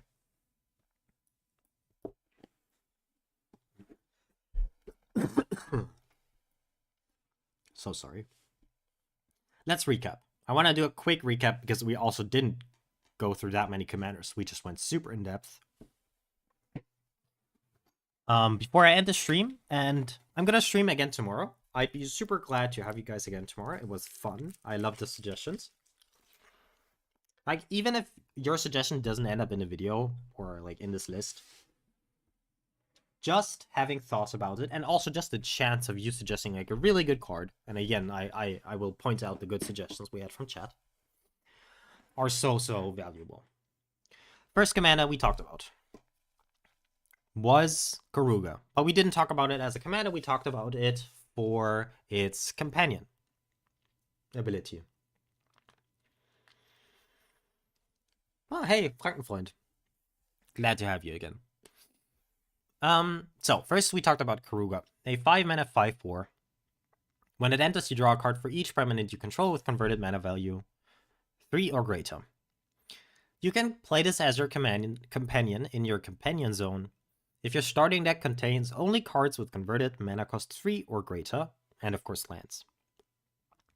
The question that Karuga asks of you is, what are you doing on turn 1 and 2? Because starting turn 3, you can do whatever. You can play Kodama's Reach and then ramp into really big stuff. So we explored all the different things that you can do on turns 1 and 2 that have mana value 3 or greater. Oh my god, I'm so sorry. I'm not sure if I can do the summary. My voice, oh yeah, you can hear it. All right. I'm going to cut it short because I want to not strain my voice too much. I'm so sorry, but yeah, you can hear it. I'm trying my best to become more healthy so I can continue streaming and also record videos. For now, you'll have to bear with me. Always remember, be kind to yourself and others. Goodbye, and hopefully see you tomorrow. Oof, my goodness.